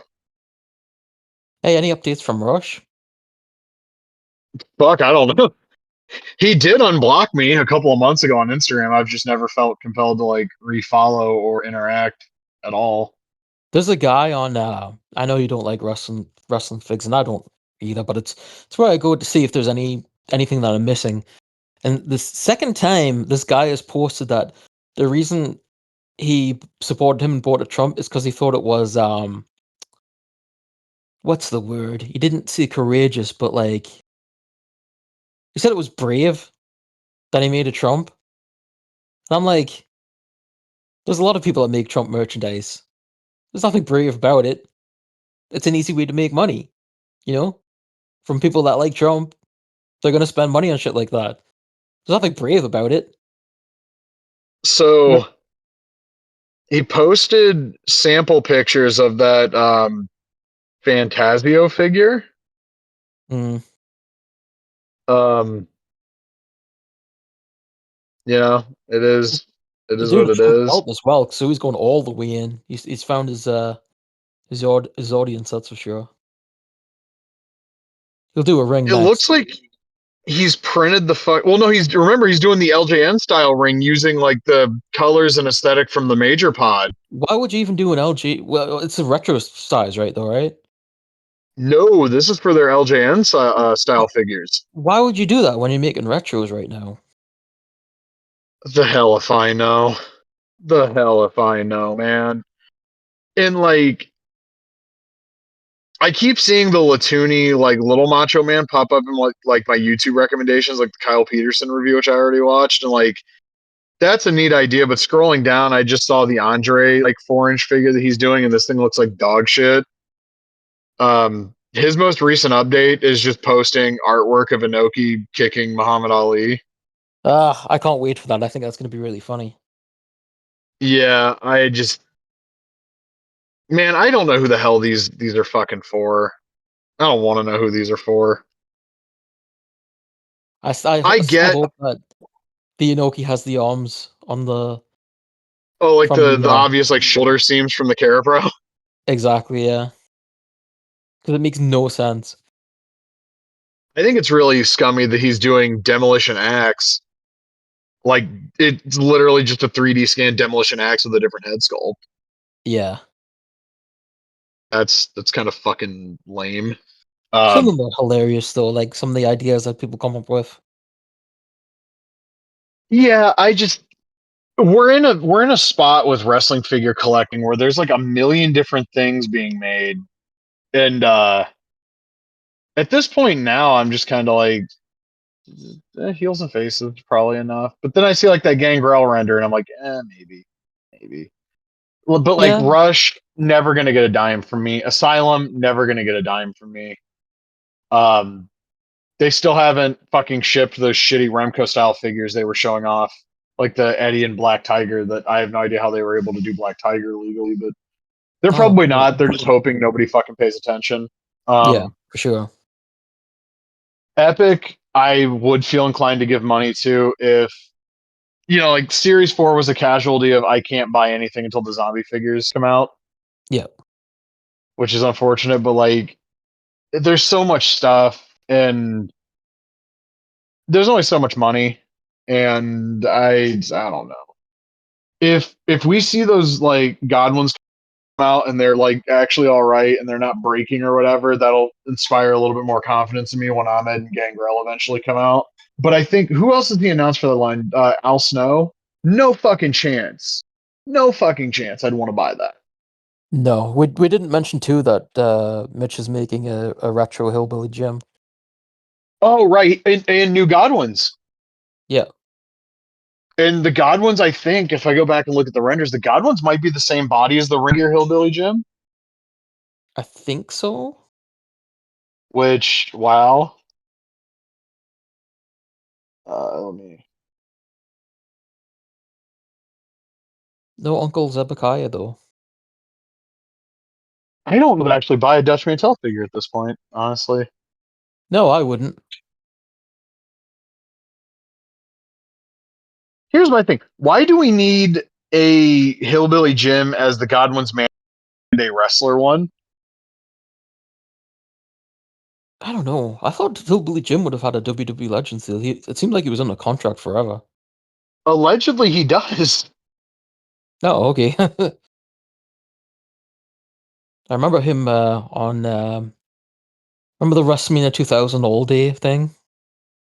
Yeah. Speaking of, they put up WrestleMania 2000 behind the scenes footage on the vault. I've been meaning to take a look at that. I remember he was on that, and he was like showing off the Titantron live, and Ivory was interviewing him on that. It was weird seeing Hillbilly Jim outside of his character. It's crazy that he had like a job for years doing like the home video sales. Yeah. Like, who would have ever guessed?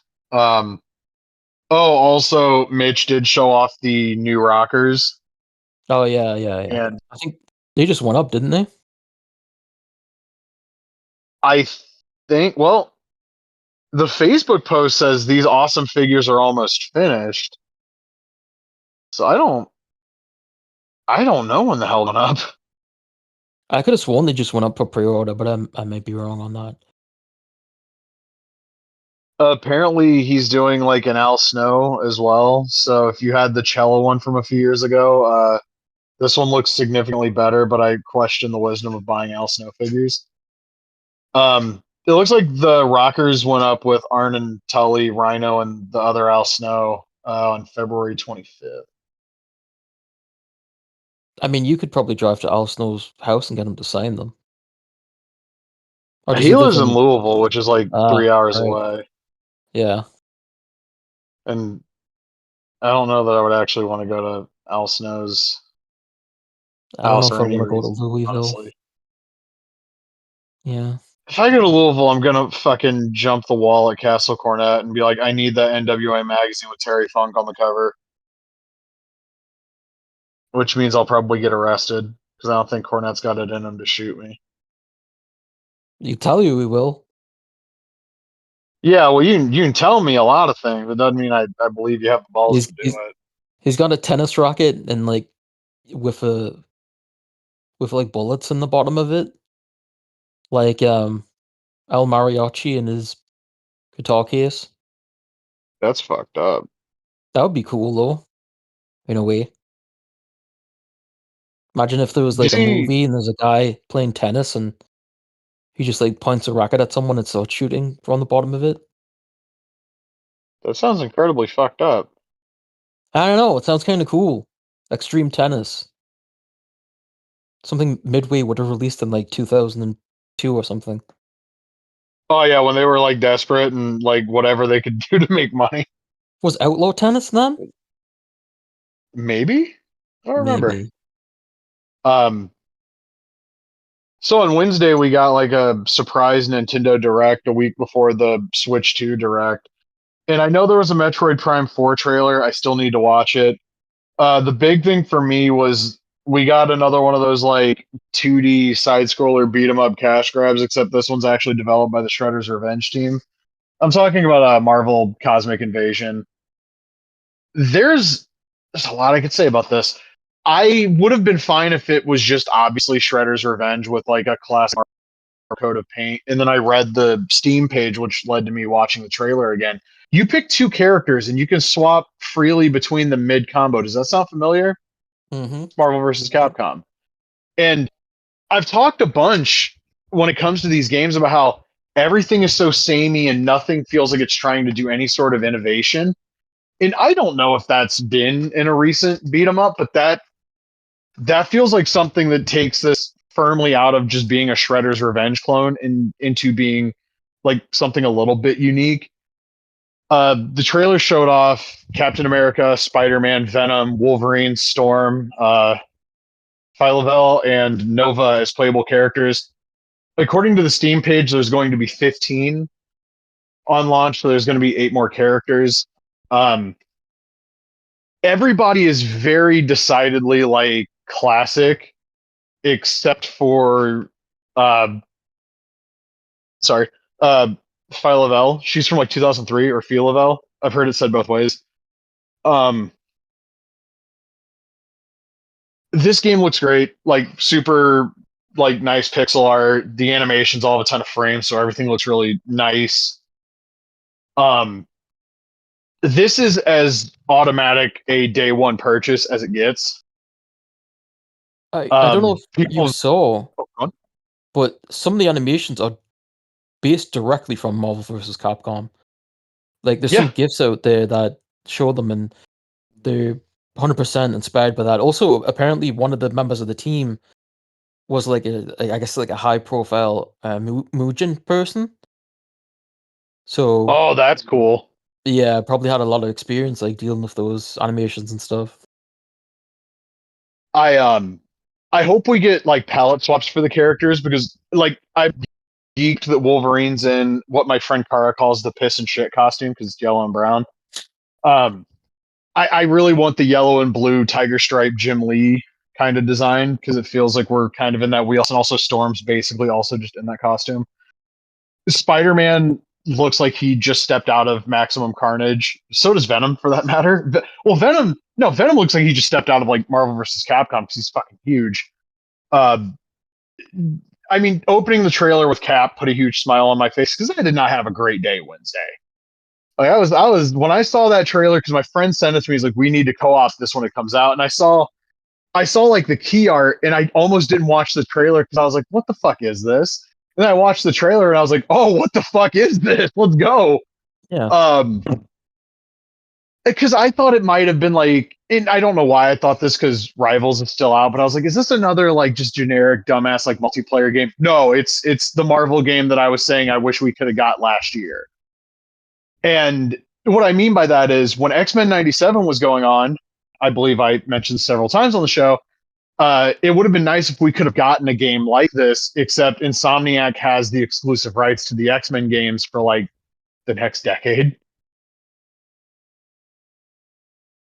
And if I was Marvel at this point, I would be taking a look at those contracts and I don't know how like you don't hand the X-Men off. Like how do you hand the X-Men off to the Spider-Man team when the Spider-Man team, like, yes, the games are very successful, but if you look beyond the really stupid, like, culture war bullshit aspect of the criticisms and you look at the very real problems people have with Spider-Man 2, I don't know how you trust them to make a fucking Wolverine game or an X-Men game. Like, I would have much rather Tribute Games made an X-Men 97 game than whatever the fuck we're going to get from Insomniac. And maybe we get more X-Men characters on the roster. I know my friend Kara is convinced we're getting like 2 more, and I mean, the more X-Men, the happier I'm going to be. But like, Marvel has the characters they're going to want in this game, and if it's a cosmic game, I could see Adam Warlock. That would make a lot of sense. Silver Surfer feels like he makes a lot of sense. You'll probably, like I said to my friend Kara, you'll get the Thing and Torch from Fantastic Four because they're the two that best adapt to this gameplay style. Um, Hulk and Iron Man feel pretty obvious, unless for some reason EA has exclusive rights to Iron Man, which would suck. Um, but I don't even very, know if very that game's excited. happening now. Huh? I don't even know if that Iron Man game's still happening. Nobody said anything about that for ages. Apparently, they showed it off at GDC behind closed doors. No. All right. like it was like a tech showcase or something. But yeah, apparently that's still a thing. Speaking of games that we hadn't seen for years since they were announced, and then we, thanks to the power of leaks, we finally did. Bit Reactor's turn-based tactics, and I did say turn-based tactics. This is not a fucking strategy game. This is not a fucking RTS. Please stop calling it that. Those do not mean the same thing as turn-based tactics. It's a game with a bunch of like former XCOM devs. There's people that have worked on like big budget like Mortal Kombat games. There's people that have worked on like animated movies. I think like Into the Spider-Verse was mentioned in one of their blogs. And the narrative director of the pretty popular like Respawn developed Star Wars Jedi games is now working on this game. So there's a lot of reasons to be excited. We saw some screenshots, and it looks like Star Wars XCOM, which let's go. I Yeah. I like everything I saw. I was just like, yeah, this is exactly what I expected it would look like. We don't know conclusively where on the Star Wars timeline this is set. We do see stormtroopers, and there's a screenshot of two Mandalorian rescuing a hostage from the stormtroopers. It's like the mission objective.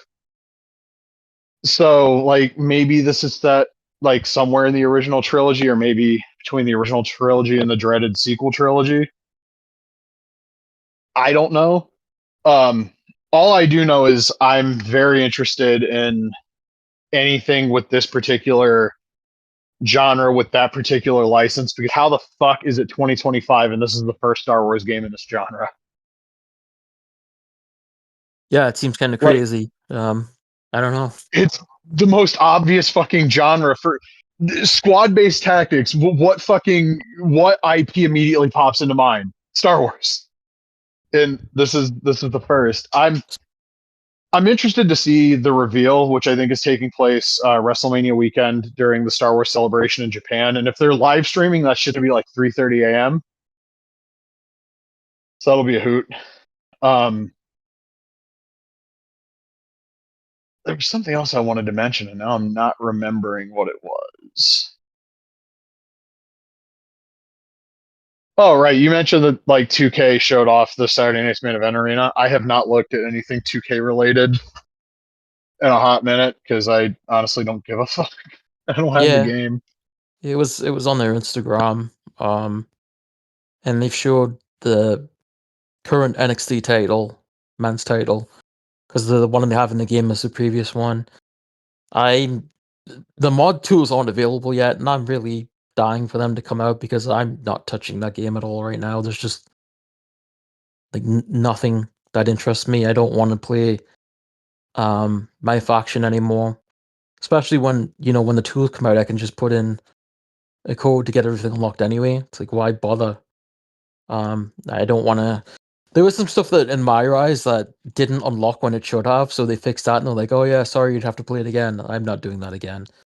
I played it like 2 or 3 times. There's some funny stuff in there, but like, I don't want to do it again. And the roster as it is doesn't interest me much. So yeah, I'm really waiting on those mods. Hopefully, we don't have to wait too much longer. Uh, so I just saw the screenshot of the Saturday Night's Main Event Arena. This thing looks like shit. The entranceway is way too far back. There's a huge gap between the stage and the fans, which that's not the case on the actual TV show. They could have done the Nassau Coliseum thing and had the fans behind the stage. That would have looked really cool. This just looks like shit. What a fucking shock. Mm. Oh man, you can get an Elite Greatest Hits Undertaker if you fucking buy the Undertaker edition. This looks like shit. What the fuck, Yeah, man? I saw that. I don't know. Like, we'll see what happens last year, but like, I'm really at a point now. I was like, I don't know if I want to buy it next year. I mean, they'll probably announce I just somebody in the roster, like, I don't know, someone that I really like, and I'll be like, but like, I don't know. I'm just tired of it. so I regret to inform you I have watched some WWE stuff recently. Um I did watch the CM Punk Seth Rollins cage match, which it got 4 3/4 from Dave. And I don't trust Dave ratings at this point. I honestly, past a certain point, never really did. I did think it was interesting that a mutual of mine told me that there were WWE fans calling it the best cage match ever. Shocking. Um, yeah, well, it's WWE fans. The ad rates are low. Um, a couple of points I want to make about the match. It ruled. It was a great match. WWE cage matches typically are just not very fucking good. The escape the cage rule sucks. A lot of them don't have blood. And just the WWE style inherently has a lack of intensity that it doesn't drive with what I think a fucking cage match is, which is funny because I grew up on blue bar cage matches, but shit happens.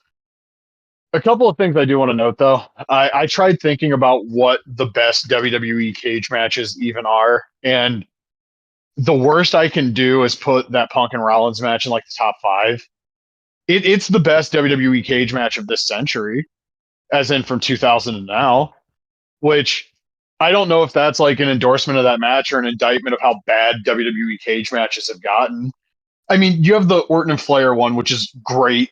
That's a fucking great match. You have Angle and Benoit, which the closest thing since that Angle and Benoit cage match that I could compare that to is actually the Osprey Fletcher cage match, where they did fucking everything. Mm. And I'm sure if you would have gave Angle and Benoit the ability to use weapons and have run-ins and shit, they probably would have done it because they threw everything at the wall in that match. I thought the finish sucked, but the finish also made sense.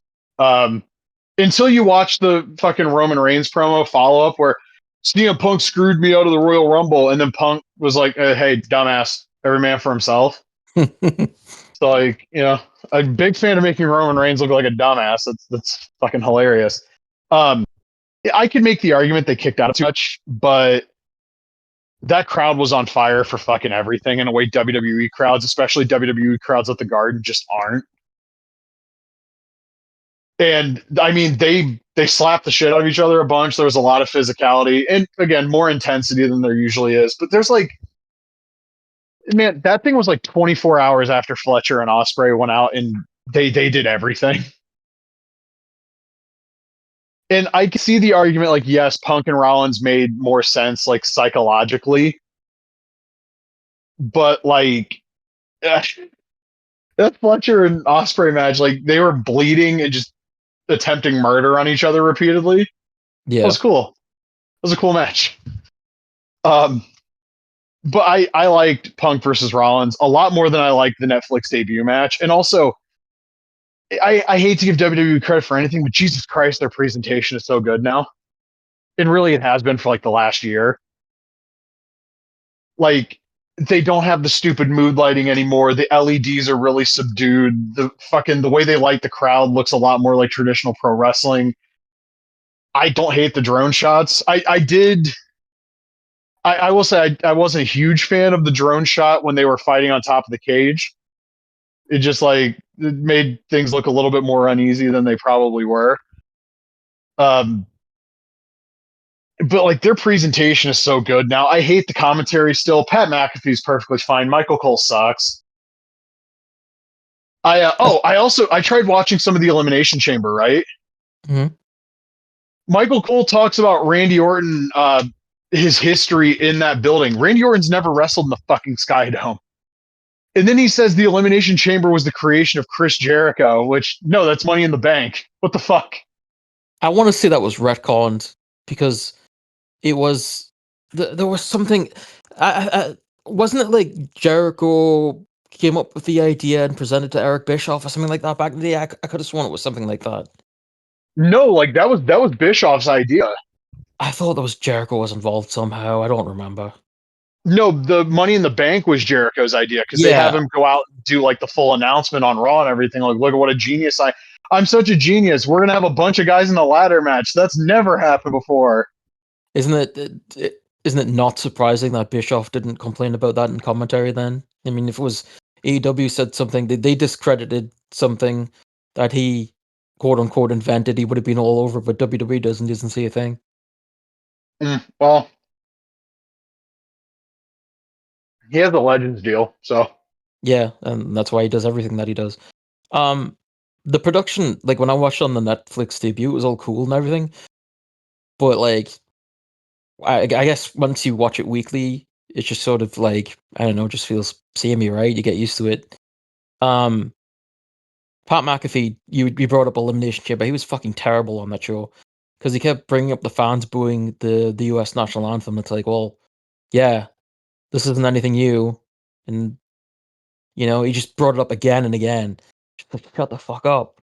Um, I don't know. I don't know how anyone watches the WWE show because when it was changed to Netflix, I thought it was like, oh, there's gonna be a big change in like the way the show is presented, and like it would move a lot faster. To me, like when I've tried to watch it on Netflix, it reminds me of being there live and trying to watch it. Like when the commercial Mm. breaks are on, you're just sitting there, the lights are down, and there's nothing happening. And on Netflix, you're like, I think it's a bit different in the US, but sometimes when they do ads, we just get like a shot of the crowd. Or like the first Netflix episode, like Seth Rollins' entrance was like 15 minutes. Like they didn't pull away. Obviously, there's no commercials they could go to anything. They just kept showing him, and there was no commentary. And it's just like, God, I'm just waiting around for something to happen. And that's what I feel like whenever I try to watch these Netflix shows. I can't sit through it. I just can't do it. It's like if I watch AEW, at least I hate commercials, but at least there's commercial breaks. I can go around and do something. On Netflix, it's just like just waiting. Is the show back? Oh, it's coming back in 20 seconds. Okay. Now you're just playing music and then there's nothing going on in the background. And it's just like excruciating to me. And it's like, and I watched Stardom too, and it's like match, match, match. They have a short break, match, match, match, show's over. But WWE is just like a lot of waiting around for things to happen, and I can't stand it. I also will be just perfectly honest. I don't watch full shows. I can't watch a full WWE show. I No. I was curious about the Punk and Rollins match, and I was glad I watched it because I liked it. The I also again I liked the segment where they just made Roman look like a complete dumb fuck because you screwed me out of the Royal Rumble. I'm sorry. Did you have an agreement with Punk that we don't know about that you guys weren't going to throw each other out? Like what the fuck? Well, they said like Paul Heyman. He said Paul Heyman owed him something, and then it was like, "Oh, you're main eventing WrestleMania, yay!" And then he's like, "That's not what you owed me." So I don't know what exactly he owes him, but like, I guess Punk did a promo where he said these works with children. You get it? That's an AEW reference, Yeah, isn't that cool? yeah. Well, remember when he first showed up, he made the joke about punching people in the back, and the crowd did not fucking react at all. It He keeps was doing it. No one cares. it because I don't think they fucking pay attention. No, they don't. And also, like, I know, and I don't give a fuck either. So just shut up. Yeah, yeah. Like I I guess saw the Fightful account post that on Blue Sky, and I was just like, buddy, it's been 2.5 years. I also guess that he was on that Stephanie show, which isn't the title. Yeah, That Stephanie show sounds like that 70 show. But I guess on that he said like the reason he left was because of creative differences and not because he had like what was it, like a staph infection and injuries, and they made him work through, and then they and then I fired told him him. you were going to work with Triple H. Yeah, and then they fired him on his wedding day. Nothing like that. Like he's totally gone back on everything he said. It's been something to witness, that's for sure. Yeah, it's been well. I said it like when he first came back. Like that first promo was the first time that I ever watched him do a promo, and I didn't believe a word he fucking said. Yeah, exactly. Like like I saw that promo 2 years earlier, and I felt like he meant every word of it. Like the last dance or the first dance rather. Yeah, it But just felt like any of the spirit has been squeezed out of him, and now he's just a shell. he still has the sauce when it comes to like big matches. Like that cell match with Drew proved it. Oh yeah, But like, he can cut a wrestling promo, but it doesn't sound like there's a real person behind the words now. yeah, no, that's a very good way to put it. And I got sent a screenshot from Ibu's account where he mentioned like I don't even have it in front of me now, and I don't want to misquote him, but basically like Punk believes the company is better into how it treats talent and shit now. And it's like, okay, yeah, that's fine. That's not like mutually exclusive with like he shit talked them for 10 years and was like, I'm never going back. Mm-hmm. And I still see people to this day like, listen, that whole thing was a no babyface program. There's no good guys in there. It's very easy to side with Punk because I strongly dislike the other side. But Right. like I saw a thing from Ryan Nemeth that was like he can't Tony can't fucking claim plausible deniability every time something goes wrong. And Mm. it's true. You say whatever you want about who you think is right or wrong in that whole brawl out or brawl in situation. It all goes back to Tony. Like, Yeah. talk about the media rights deal and all the shit, all you fucking want. Tony had the ability to fucking send Cole Cabana home and tell the Bucks, it's my company, fuck you. But he doesn't want anybody mad at him. Well, now everybody's mad at him. Everybody. Yeah, and the thing with Pink with Punk going to AEW is that he really seemed to buy into them being an alternative and some place that he was going to be there for like the rest of his career, and he could talk shit about WWE and this guy's going to have his back and yada yada yada. And then what happened was obviously like fallings out with talent in AEW, and like nobody has any respect for Tony Khan. So Mm-mm. when things go bad, they go back to like the worst level possible because there's no reason for them not to. Like they're not scared of anyone there, right?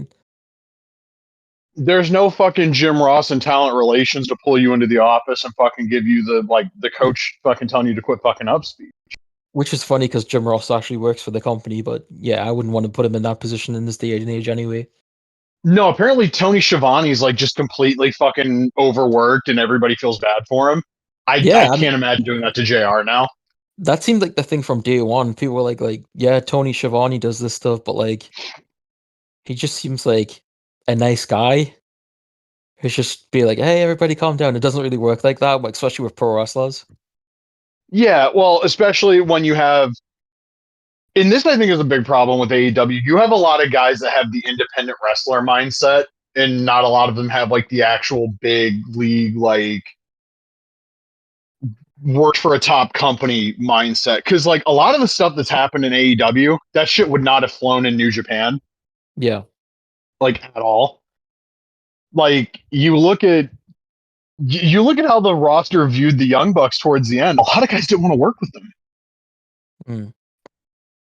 What does that tell you? You put these guys in executive positions and you get the biggest star you could possibly sign. And I mean, Jericho obviously is complicit in all of this as well. But like, how do you let your backstage environment become that miserable? And remember when Punk got let go, Mark Henry on Busted Open was like, there better not be any issues now because you guys got rid of the problem, right? It's going to be all sunshines and rainbows, and it has been. Every report about the fucking backstage morale that comes out of there, the ones that are like the very few that are allowed to eke out, people are fucking miserable. Yeah. And they know the product sucks right now. And it's not even the product. They know two aspects about the product suck. And nobody can do anything about it because they're Tony's buddies. And like I like AEW. I had a very angry AEW fan in my mentions this past week because I was like, eventually one of the fans that act like there's nothing wrong with AEW they're gonna have to explain to me why the Mexican talent are booked so badly and why every Japanese wrestler has to be funny. And this mouth breather replied to me with, Roosh has real life shit going on while Beast Mordos is over. He's over. He's never fucking won a match. Yeah, he doesn't do anything.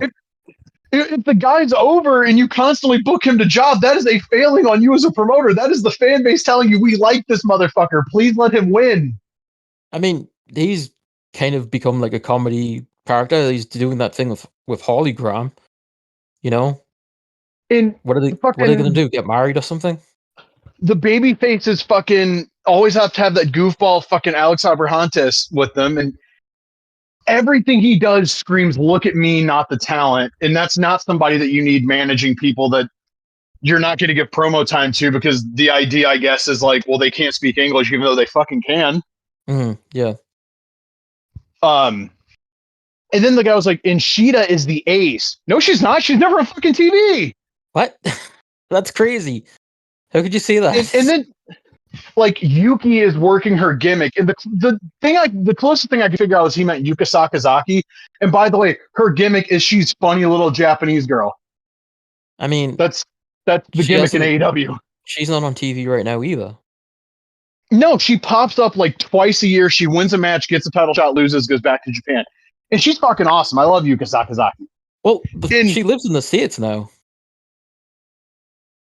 Why isn't she on TV more often? I don't know. She's always in the gym that Io Sky and Kairi Sane go to, and Sumi Sakai. She's always in those pictures now. I don't know why she's not on TV. Like I could have sworn she lives in the US. I mean, the rumor was that she was married to Takeshita, and she left Tokyo Joshi Pro. And the assumption was that I think she maybe even mentioned that she was living in the US. I don't know, but yeah, she's not going back and forth to Japan right now. So then I the don't know. motherfucker said something about Okada, and like, oh, fuck out of here with this base level understanding. Here's the thing. Tell me one Japanese wrestler AEW has ever had that's been presented seriously. Like from the start, seriously. Not Takeshita. Not Shibata. No. Shibata's maybe a cameraman Ishii, again. but they fucking turned Ishii into a goddamn comedy character just by association with the conglomeration. Suzuki-O was lost. Yeah, and also on commentary, they made mention of like the murder grandpa thing. That immediately makes him unserious. Yeah. Stronghearts always lost too when they were there. In like every Japanese woman they've booked that's had any sort of TV time eventually gets some sort of like funny tilt put to their character. Okada's thing, Okada should be booked like he's the best wrestler of the modern era because he fucking is. But no, he says bitch, which is funny, but Jesus fucking Christ, it's Kazuchika Okada. Yeah, I'm happy for Mina that she's coming over, but I'm worried that she's going to be forgotten in 2 months. Oh no, see, like she's a big deal with that fan base. She'll have shit to do. Well, I hope so. But like, I mean, she's one that like, she's going to do comedy, and that makes sense for her. I mean, she does that already. Yeah, it's frustrating because like Okada should be booked like a fucking world beater, like the best wrestler in the world.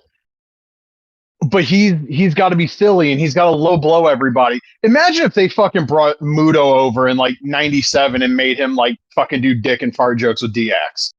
Yeah. And then the rest of DX goes away, but he's still there doing dick and fart jokes. Like, what the fuck? Dude, you're DX, allegedly paying this guy millions of dollars to do jack fucking shit. DX would have been making racist comments about him the whole time.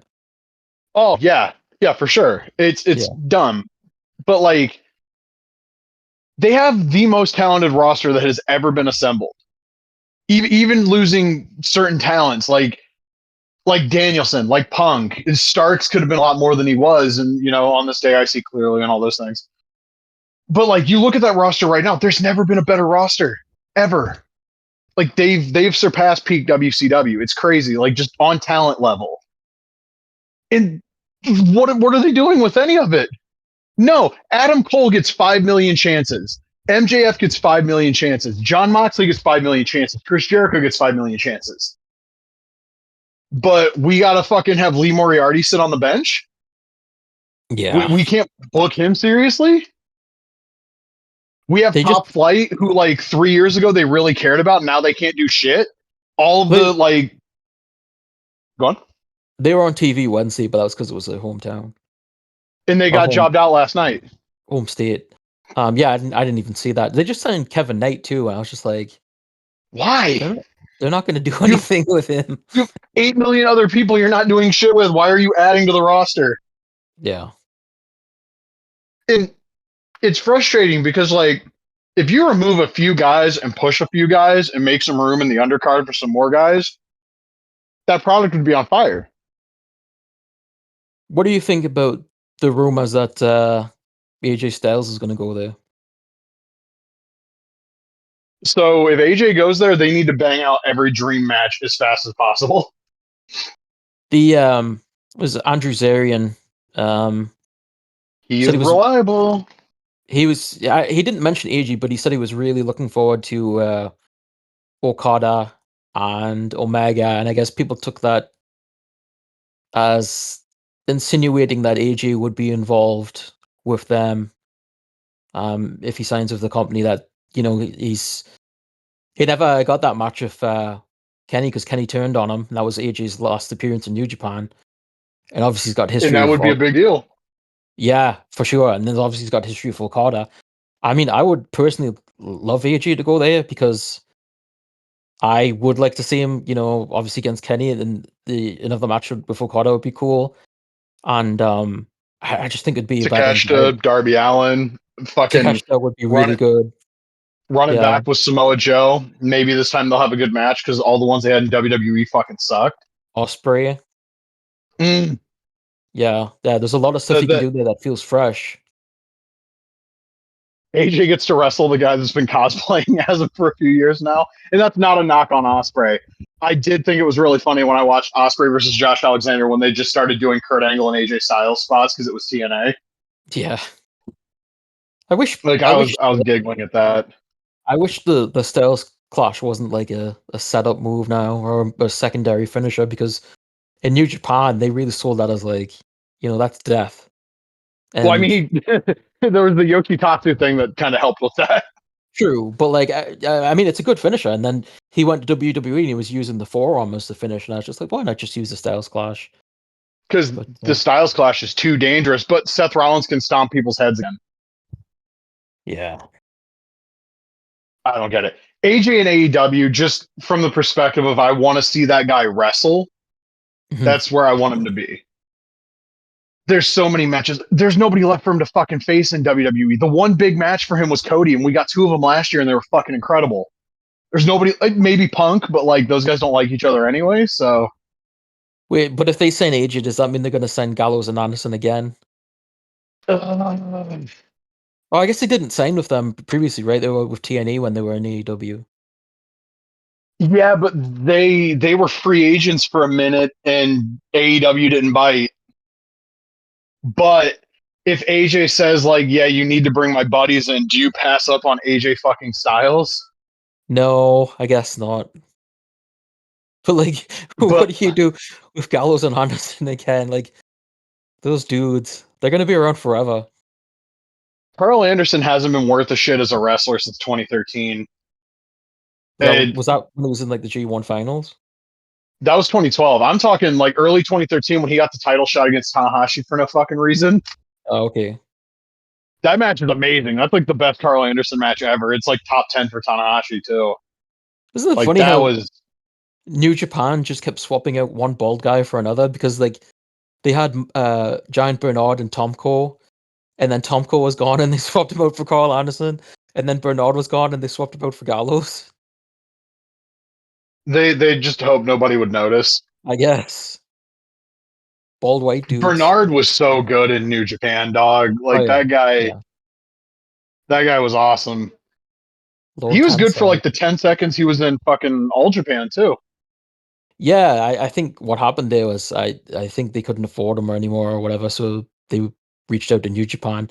I think that's what they did with the Dudleys, where Muto was like, "Yeah, we're going to talk to Hustle and see if they can take you," and they did. And I think he did the same thing for D'Lo and Buchanan, like got them working Noah.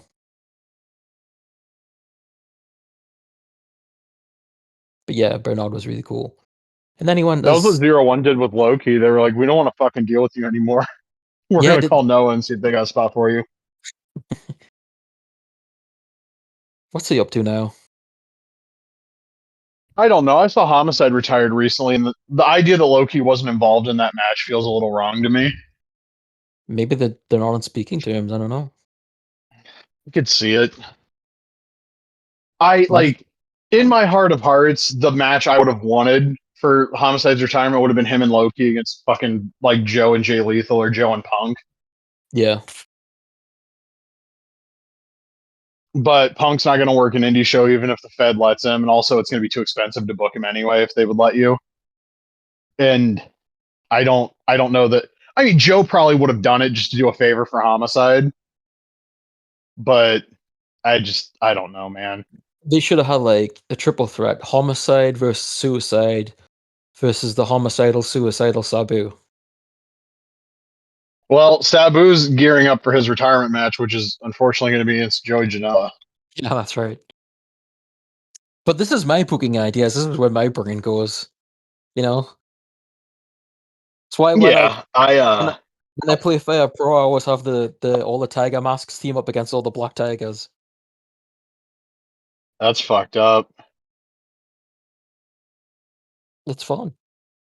Oh wow, they're running Gillies and Dallas GCWR the night before All In. Oh, really? That's like a famous like honky tonk bar shit. I'm willing to bet Dick Murdoch committed a lot of crimes against humanity there. I went to a place in Dallas. It was where Evolve ran a show with like a Western theme. I don't even remember what it was. It felt like a dinner theater, but I don't know if that's what it actually was. Man, oh wow, they're booking Violent J to perform at a GCW show. That's adorable. Who? Violent J. Oh, hmm. They're doing Oh, did you Megan Bain against Bozilla, which is interesting. did you see they booked Shinya Aoki against Regal Jr.? Yeah, I saw that. When did he start taking a bunch of wrestling matches? He's been in DDT for a while. Yeah, I saw he was wrestling Unagi at a show, and he's going to be wrestling for her in like a slip house match or something. I don't know. I don't know what it is, but it seemed like his.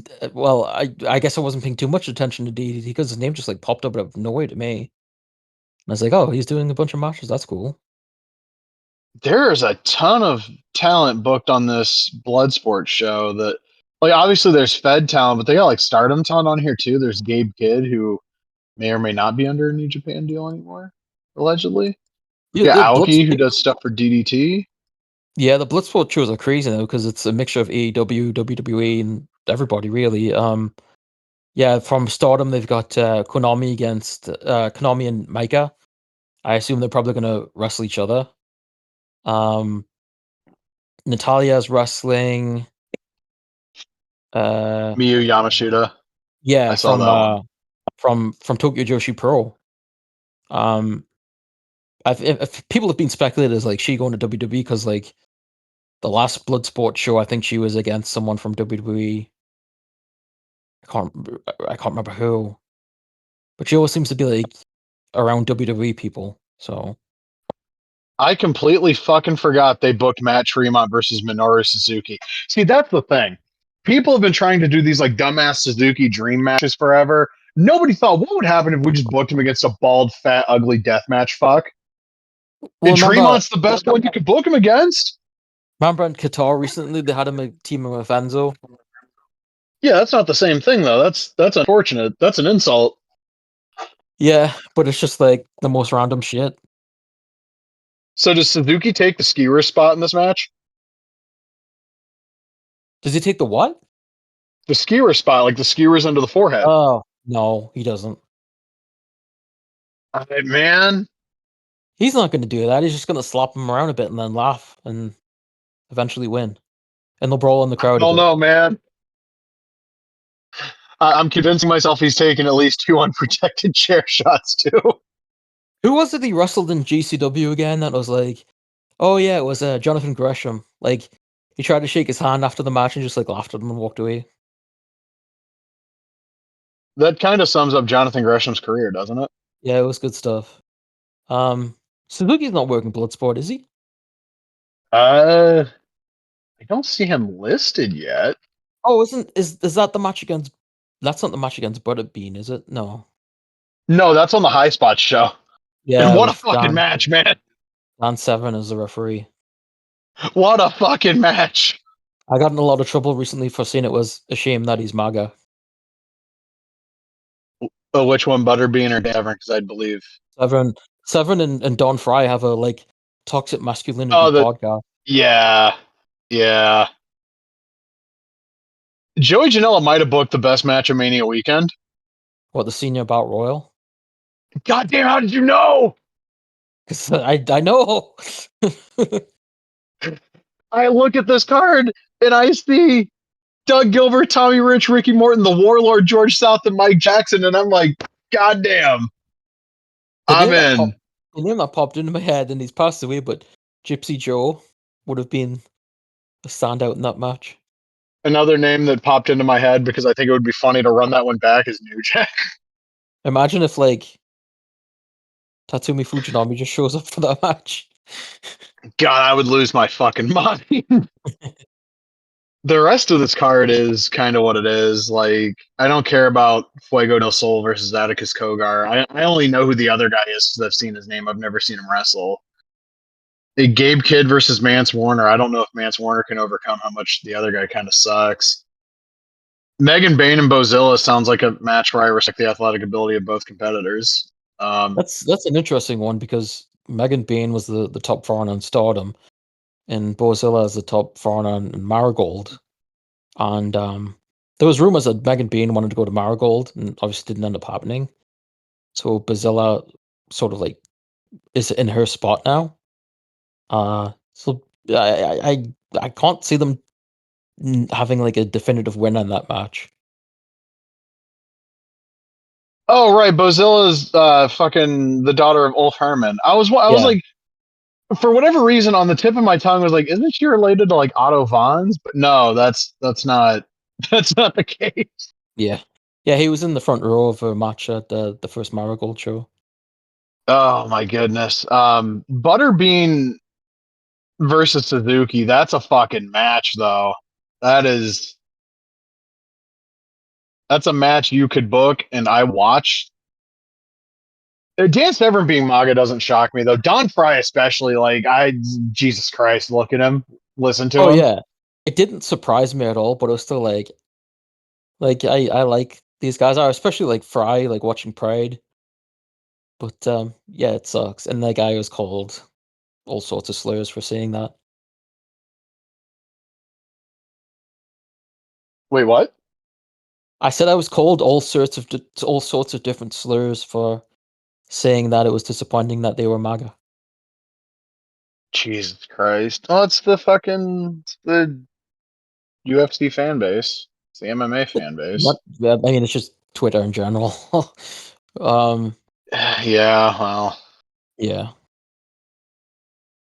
it's a lot easier to just appreciate some of these fuckers when they're just dead.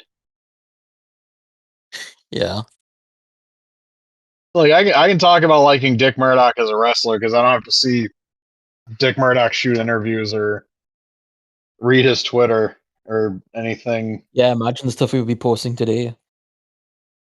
Ugh, yeah, that would not be fun. You see all But I this? don't have to. I don't have to imagine because he's dead. Yeah, exactly. You see all this shit with like Rob Van Dam? Like he said the spike spot wasn't wrestling, and now Oh, people he's got mad at him like, oh, he was an ECW. Yeah, ECW didn't do that shit. yeah. I wasn't mad at him for that, but he's another guy that's like as far up WWE's ass as possible because he was working in AEW, and it was the most interested I have been in him in forever. Like he had Walk as his theme song, which was really cool. He was having these fresh matches that you would never think that he would have had, and then like he's under WWE Legends deal. They had him booked for like the ECW Arena show. All of a sudden he's like tweeting NXT ratings, and I was like, this is lame. From like RVD of all people. And like now you can just see it. It also feels like he's not tweeting. It's like he's got someone paid to tweet for him at this point because it's so like it's just such bullshit. It doesn't. This Listen, isn't. This isn't the RVD that If I grew up with. if my wife looked like his wife and had the friends his wife had, I'd be paying somebody to do my social media shit for me. I'd have way better things to do. Dude, his wife? I'm just saying. Oh, I don't know. I saw what she looked like a few years ago. Mostly it's the friends thing because I saw Angela White in a tweet with them like 3 years I ago, and mean, I'm just saying you got a pathway to Angela White. I I mean, mean, I don't know who any of these people are. I am a good boy. yeah, I can tell. Yeah, I don't know. I think it's disappointing to see It is, guys yeah. go like so far into WWE that Especially one that got treated like shit for as long as he did too. Like, yeah, like I'm almost expecting them to be like, you remember that shitty attire they had him wear in 2001 when they wouldn't let him wear like the graffiti when he first debuted? He was doing like dark matches. It was just like this black singlet with like RVD in red, and he was oh like, yeah, no, yeah, no. Okay, so you just unlocked a memory. When they got RVD back, people were asked like, not officially by Mattel, like, what attire do you want to see Mattel make? And like four different people posted that. "Why?" I don't fucking know. But I'm like half expecting them to say now, like, "Oh yeah, that was my best attire," just because it was WWE's idea, you know? Yeah, no, I totally forgot about that. Yeah, I remember seeing that and just being like, wow, that's really dumb. Why did they do that? It sucks, dude. It's like him and like Mark Henry and a bunch of other guys. Bubba Ray Well, Dudley the Henry, worst. I get because even though like, oh, I have a theory on Bubba Ray Dudley here in a second, but like Mark Henry worked in that one system for 25 years, and they did treat him like shit. The Michael Hayes thing, Mm. everybody's heard about that, and like if the report would have come out that Mark Henry beat him half to death in that fucking bar or wherever it was that was said to him, he would have been justified. But that's also the place that gave him the world title. It's also the place that broke him into the business. It's also the place where like all of his friends worked. So like Stockholm syndrome, I get it. But also I can kind of understand his vantage point of being like, I was in AEW for years, nobody wanted to listen to me. The other place actually might have people that'll listen to me. I get it in Mark Henry's case. Bubba Dudley, and somebody else said this to me, and I had been thinking something along the lines of this anyway. Bubba Dudley is basically just saying whatever Paul Heyman says to him. Yeah, probably. So if Bubba Ray Dudley has a criticism of AEW that you think is like, wow, that's a really profound take for somebody as stupid as Bubba Ray Dudley, it's probably because he just talked to Paul Heyman. I don't think anything that he And says is profound. I think, I think he like people really liked when he had the take that I've also heard from Jim Cornette that like Tony Khan's not a booker, he's a matchmaker. He doesn't promote wrestling, he presents it. mm, That sounds 100% like shit Paul Heyman said to Bubba Dudley. And Bubba Dudley was like, damn, yeah, I'm going to say that on Busted Open. I'm going to sound I like I have a clue. I don't even hear that stuff. It's mostly just like complaining about AEW and then like, yeah, WWE's the best. And it's like, no, fuck off. Yeah, for a lot of these guys, it just comes down to this is my best opportunity to make money. In the case of some of them, like maybe Rob, like physically, you can't really do even like a semi-active indie schedule to where you can take a bunch of bookings and make money and sell merch and that shit. Hmm. So like that, but also we've seen people cashing huge checks off these independently produced figures. You don't need the Fed. Yeah, exactly. I mean, we brought this up before, like the idea that some of these wrestlers could make more money, being independent and signing with these different lines than they would with WWE. I mean, the fact that Dino Bravo's family got a five-figure check for an action figure that I think I saw a picture of the case and I ballparked him as selling like 3,700 or so. Yeah. If Dino Bravo sells 3,700 figures for Mattel, his family's not getting a five-figure payout. Are you shitting me? No, not at all. No. Yeah, it's And that's what crazy. drives me nuts is like Jim Duggan made bank off of the major bendy stuff. And now he signed with WWE. And we don't know the terms of these nostalgia deals. We do know that back in the day it was beneficial because they were doing the DVD sets. So if you were on good terms with them, I remember hearing the royalty rate was higher on the DVD sales. Obviously, they would make action figures of you. You had a chance to be in the video game. That was always a big payout. But now they literally they haven't done DVDs in years. Yeah, and you don't Two get the shit years. from those vault uploads. Yeah, and like you're not getting the video game check. What does that video game check look like now that there's 300 people in the game or 200 people or whatever, and like the pie can only be split so many ways. Like those, it's probably not the huge check that it used to be. You're not No. getting like it's not the classic superstars era where like, oh, Warlord and Barbarian sold a bunch for their Powers of Pain figures. Let's do the singles ones and see how well they sell, and then they sell, and you get. But then again, we also know if you had just a Jax deal, you got like a one-time payout, and then they would send you the figures to sell or whatever the fuck yourself. Mm. So like in a modern sense, does the WWE nostalgia deal benefit you if you're somebody that's not going to get, say, not even Hogan treatment because nobody gets that. Right. If you're like Jake Roberts and they maybe do a figure or two of you every year, is it worth having that contract? Do you get like a base salary per year? Like, how does it work?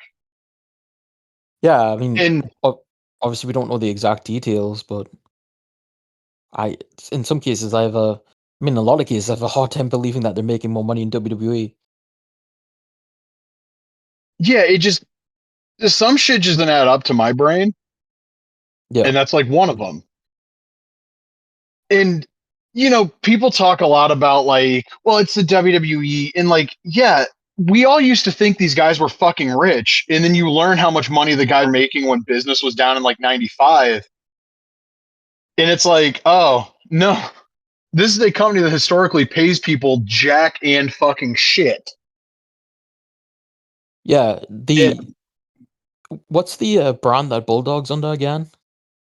the WrestleFeds, or no, CMG. I'm sorry, I thought we TMG, were yeah. talking about like the retros or whatever. So do you think Bulldog's daughter is making more money from like Mattel figures and the video game appearances, or being signed with like all those different figure brands? And like, Yeah, is he in U? Is he in UPW? I don't think he is, right? I don't think Mm, so. I know Dynamite Kid is, right. I can't remember if Bulldog is or not. I have to check the roster page. But anyway, like, there's so many figure deals for Bulldog that I can't imagine like the WWE money is equivalent or more than. Yeah, I would have a very time believing it. And like, I don't know, man. I'm just tired of seeing the WWE logo slapped on fucking everything across It wrestling sucks. history. Like, yeah, and when I saw the people that were like, oh, well, Zombie took forever, so now I'm going to be able to get a Legends King Kong Bundy, like, you could support the independent line because one, it's a better figure, and two, it shows that there is a market for things that don't have that fucking logo on it. Well, it's also reminiscent of like Madden, right? Like the NFL 2K games I thought were superior. And They were, yeah. it's the same case with these independent companies. Like, let's say UPW is really good, and we've got like Zombie and Epic and all that. So you could have, figures and games from them, and then once they sign with the WWE, that stuff after the first run is done or whatever, that's out the window. So from then on, you're only going to get a WWE product. Once the NFL was exclusive with Madden, you're only getting Madden, even though there was a superior product that was available, and now you've only got one option. It sucks. It sucks for Yeah. the consumers. Yeah, but there's people that grow up with everything being under the one umbrella, and anything outside of that they can't comprehend, and it fucking sucks because like, yeah, I want the Monday Night War Steve Austin figure. That's also a WWE figure I'm not gonna be able to get anywhere else.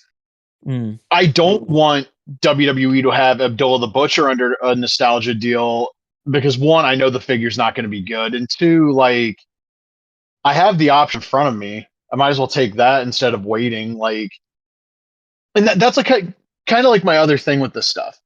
Like, I can wait 2 years for the theoretical Mattel King Kong Bundy that I know I'm not going to be happy with, but I can wait 2 years and save a little money, or I can buy the one that's in front of me right now that looks really good, and Right. I'm supporting the like one wrestling action figure line I feel compelled to buy from consistently because.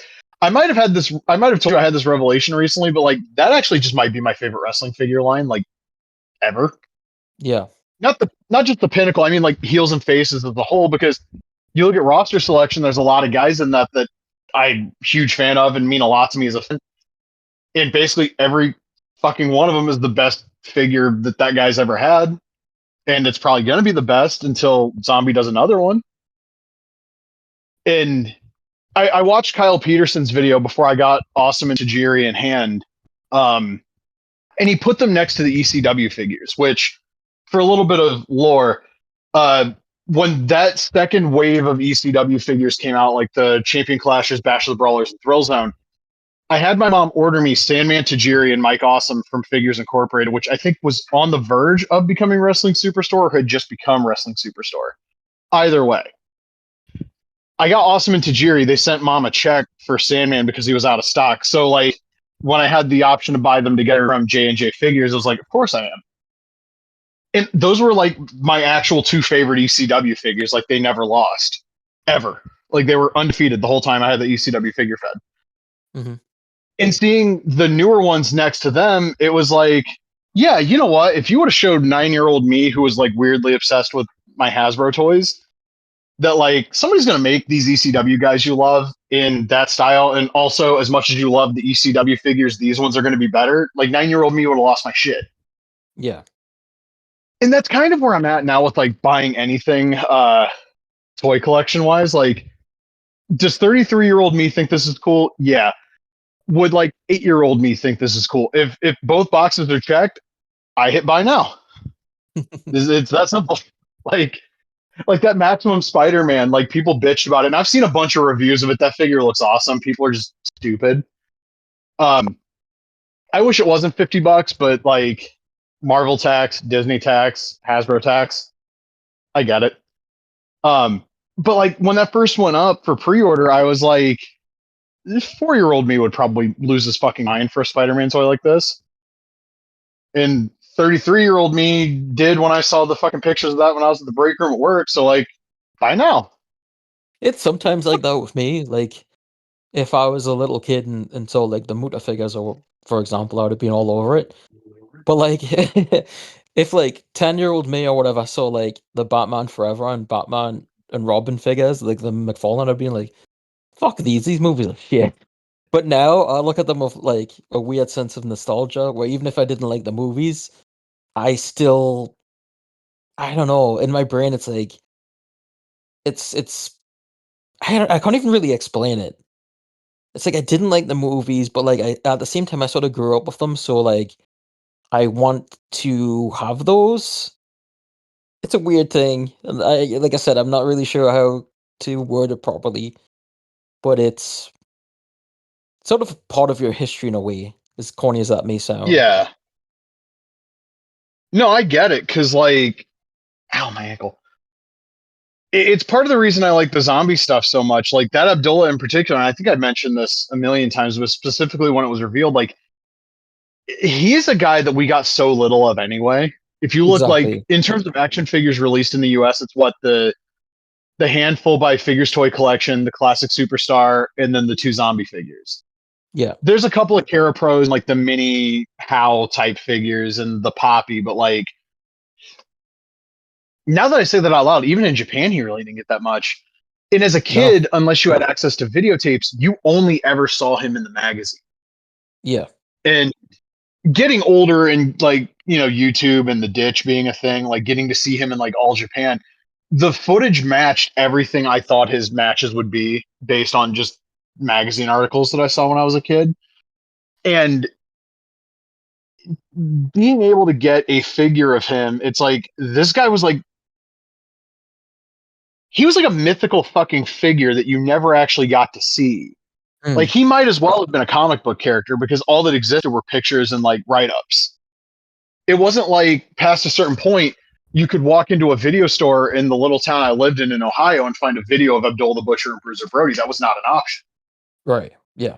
Like you might have been able to buy like the Brody tape from Puerto Rico out of like Wrestling Superstore, like the bloody matches of the Caribbean tapes that they advertised, but like I couldn't convince my mom to buy any of those when I was like 9. Hmm. And so like I buy the Abby stuff, one, because he's a fucking check from it, and two, like that guy meant a lot to me as a kid, as a wrestling fan, and I never saw footage of him until I was like 14, Yeah. probably. Yeah. I might have seen him in WCW, but I don't remember it. Yeah, because you're a couple years older than me. You at least had a chance to have seen like that weird 91, 92 run that he had. Yeah, I think for me too. Also, was seeing him in magazines as well. We had a store uptown that was a bookstore, but they had like a lot of wrestling magazines that were selling for like $1 or $2 or whatever, and they would have like stuff that you couldn't get where I lived at the time, where like issues of WCW magazine from like '92 and stuff. So we would get a bunch of those, and obviously he would be featured in them, and that was where we would see him the most. Yeah. In Brody, the same thing when they would do like a classic story in PWI. This is the only time you Yeah. ever saw him because obviously he was never going to be on. He was dead. He couldn't be on fucking TV.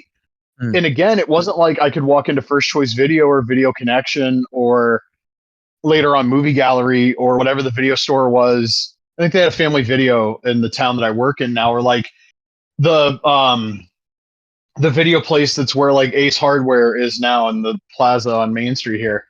Like I couldn't walk into any of those places and find like Bruiser Brody in All Japan or Bruiser Brody in World Class or again the comp of him in Puerto Rico. So like I didn't see him until I was a teenager either, but like I was like obsessed. Like everything I could read about him, everything I could read about Abby, like I needed to have that information. Which is another reason I buy like every fucking Brody thing that gets made too, because like these guys were like fucking mythical figures to me. And like if you would have put that heels and faces Abby in front of like 10-year-old me when mom bought me the Abdullah the Butcher out of the figure catalog, she bought me Bundy, Abby, and Kamala. If you would have put that Abby figure, the heels and faces one, either of a retro or the Pinnacle collection in front of me when I was 10, my brain would have fucking exploded. Yeah. Like the idea of there being more than one figure of this guy existing. And like I bought the Bundy because he was on TV when I was a kid, and I heard all the stories about how fucking like big of a deal he was 10 years earlier because all my cousins were older than me. And I have an LJM prototype of King Kong Bundy that says I probably like King Kong Bundy more than anybody you've ever met. So like that was obvious too. And like Pillman, I'm not a big fan of the loose cannon stuff, but that Cyber Slam promo is like one of the funniest things I've ever seen in my life. There's a like I was never a big fan of I wasn't big into the loose cannon stuff as it happened. There's a video on YouTube that always gets me. It's set to Moby's cover of oh, what is it? I can't even remember what song it is now. I'm trying to think. My brain. Let me look it up. Hold on.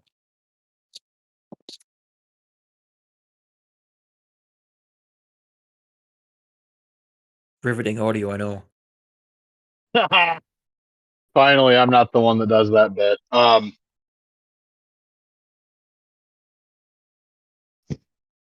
my god, But why can I not find it? I agree your point. Like buying the stuff that was like a big part of your childhood when they do like the newer versions of it, it is very much like acknowledging Whoa. your own personal history. Huh. Yeah. It's there's a video on YouTube. It's Moby's cover of New Dawn Fades by Joy Division. And it like covers Pillman's uh loose cannon era stuff, and it's really well put together. And even though I wasn't a fan at the time, that video is like really well done. It always gets me every time I watch it. Um, so that's what I think about whenever I say like the loose cannon stuff now. And yeah, that always like pulls me in and like wanting to buy Pillman stuff. Like a few years ago, I almost bought the fuck you sunglasses. I think they were being sold by like some German site or something. I I just sent that Gangrel render to my friend with, oh god, it's Dave.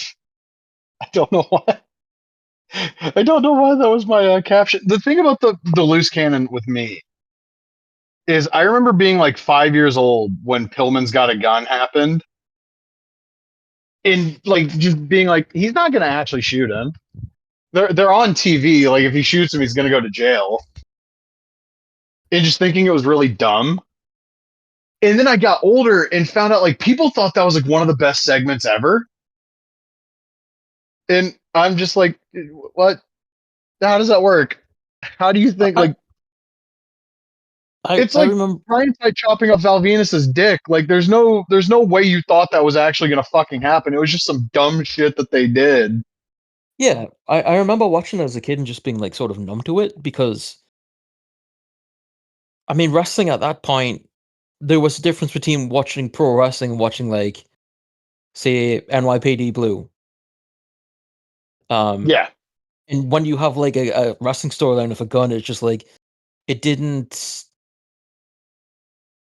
it didn't like go through your mind as something that was anything significant. Because like wrestling was goofy. Is like if you shot him, he's going to become a ghost and like become tag team partners with the Undertaker or something. It's like you never took it Yeah, seriously. exactly. And like again, I was 5. I kind of knew there was some bullshit going on with wrestling, but like you pull out the gun and it's like, okay, what next? I mean, it was You still. gonna have somebody get stabbed? You gonna have somebody like get gutted on TV next? Like, I mean, what's the next thing? yeah. I mean, we're still in '96, so you're still talking about the era that had all these goofy, crazy gimmicks. Fucking Duke So Dorsey was on TV like 6 months earlier. yeah, so it's hard for me to take anything serious that's going on. Especially when I was a kid. I mean, I would have believed somebody getting shot if they did like a gun angle with the NWO and you had Savage holding the fucking thing. Yeah, I mean, I probably still would have been weirded out as a kid, but it'd been like a bigger deal than here's Brian Pillman with a gun, and now here's like Aldo Montoya against the Goon. Yeah, like it's silly. I get people have nostalgia for really dumb shit, but like when I when I saw people talking that up when I first got the internet, that was even like 4 years later. I was just like, huh? Maybe What as do you a mean that was cool? That was stupid. Oh, I had a Pillman story real quick. So I went to school with a kid, obviously in the 90s, and during Bring Your Parents to School Day, his his dad was with him and he goes, "Hey dad, this kid likes wrestling." This kid's dad told me about going to high school with Brian Pillman and they got in a fight in the lunchroom. And I was like, "Wow, that's cool. Did he hit you with Air Pillman?" yeah, The guy had no fucking clue what I was talking about. springboarded off the chairs. Yeah, It, like apparently like one of them like their arm went through like the window or something. It was like this like weird story about like, yeah, I got into a scuffle with a guy that was a wrestler. Like, okay. should have asked him what he sounded like. Like that would have been that would have been like right in the middle of like because he They had like the talk throat like that surgeries as a in high kid. school. Did he have Did a he? Did thirst he? for high impact? I I should was have asked just gonna that. say. I was just gonna say that. That should have been what I said, but I was like 7 or 8. But yeah, Pillman's Got a Gun was stupid. I'm waiting for AEW to do their version of it. It'll be. Yeah. Who would have the gun? Well, they have a guy who's Moxley? from Cincinnati. Yeah, I was Yeah. about to say. For some reason, at Why does first I he thought, walk oh, like a hunchback? Has anybody fucking explained that? Like why all of a sudden he walks like a fucking hunchback? did you see him doing like the diva hand signal to Willow on Wednesday? No. It was pretty funny. She was like going to attack Marina, and he's like, he put his hand up like he was saying like "girl, stop" or something. It was good. I liked it. I just I don't get why he walks like a hunchback now. It's so weird. I don't know. Maybe it's the Like, he's spikes. like hunched all the way over. Well, no, he's been doing it since like turning heel back in September. Yeah, maybe he's got back problems. I don't know. I just fuck, I don't know. He was gone for a little while, so like I whatever. Whatever. What a Oh, what a dumb guy. But I'm kind of genuinely shocked they didn't do Moxley's Got a Gun with him and Edge. Yeah. I mean, there's still time before All In. Maybe we can get, I don't know, who would. Hangman does the home invasion on Moxley. Oh God. God damn it, I need it. I Oh, need it now. he might set his he might set his house on fire while being interviewed by Renee Paquette. And she's like, God, "Wait, that's my house." And he starts grabbing the water bottle barrels. they do an in-ring interview with Renee and Hangman, and Hangman's like, "Can I turn your attention to the screen real quick?" And it's just the house on fire. Hangman just That's my tries to house. continue the interview as normal while like Renee's like freaking out, like, Renee, please, we're on TV. You know, Or like he runs to the parking lot to put it out, and there's just a horse there, and he just like jumps on the horse. And then Bandito is behind him on a horse as well for some reason. oh God, we should really be booking that program. Hell yeah, the Crypt Keeper would be like the AEW champion right now if I was booking it. Well, I would veto that because the real AEW World Champion would be Nigel McGuinness because us brain damaged folk have to stick together. Um, what the man? We were talking about something before that fucking tangent. I have no idea what we were talking about. Oh God, I don't either. Did I send you the thing that they announced two more DC Compact books, and one of them is a Tom King book? Yeah. That was. I was wondering how long it was going to take. It's Supergirl, Woman of Tomorrow, and the other one is it Gotham by Gaslight? Yeah, Yes. that's Yeah. what it is. Gotham by Gaslight is really going to test the viability of the smaller scale stories in that format because it's actually like almost 20 pages smaller than the Joker story. Mm.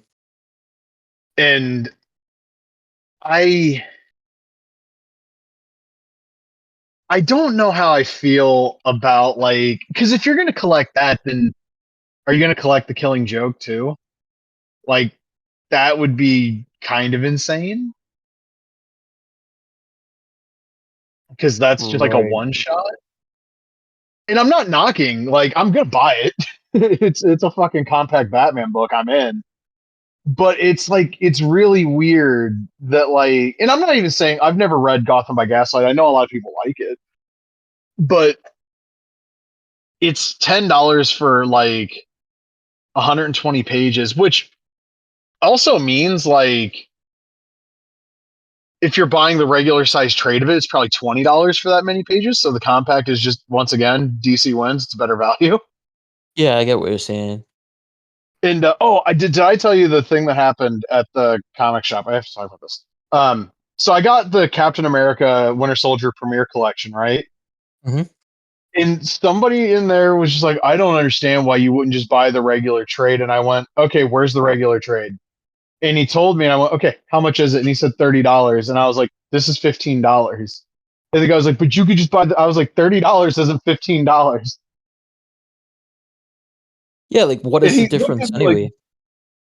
the regular trade is slightly larger and has different paper stock, but the Premier Collection's 14 has like the new forward. I will say the Winter Soldier Premier Collection doesn't have nearly as many extras as like Black Panther or Born Again, Mm. but it also has like a giant fucking forward that takes up both pages by Ed Brubaker. And when I was done reading that, I felt like I read an issue of the comic anyway because there's just so much shit being said. And it's Um, not like you're reading like a cut down version of the story or anything, so yeah, and like I was like, did you also like if you see somebody trying to buy Daredevil Born Again, do you also tell them to just spend the extra $5 and buy the full size trade? I did the hand quotes with that. And he was like, well, it's only $5. I'm like, yeah, it's only $5, but $20 isn't $15. And there's also stuff in the premiere that you're not going to get in that because the trade that they have there is it's the 2000 printing that they just keep reprinting. is So this just some no Charlie random guy that Cox. came up to you? Yeah, it's fucking wild. Like, I don't care if somebody comes up to me and talks to me about comics. I'm at the comic shop. That's fine. I'll talk. But like, when you start criticizing how I'm spending my fucking money, man, go fuck yourself. Yeah, that's weird. I remember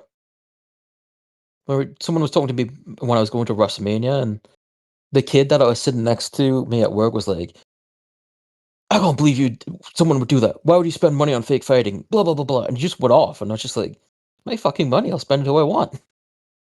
Yeah, like he tried to engage me in a philosophical debate about the value, and I was like, okay, if we're talking value, Charlie Cox forward, Frank Miller introduction, the layouts from Mazzucchelli, the script for issue 233, and the original trade paperback like introduction and forward from fucking 1987. None of those things are in the $20 book. For $5 less, I get a smaller, more portable book that has better paper stock and more fucking like content. Yeah. Like I looked at the dude that rang me up. I'm like, does he walk up to everybody that buys a DC compact and bitch at them because they're not buying the Absolute? And I said it loud enough to where the guy could hear me because I wanted him to come back and yell at me some more. Yeah.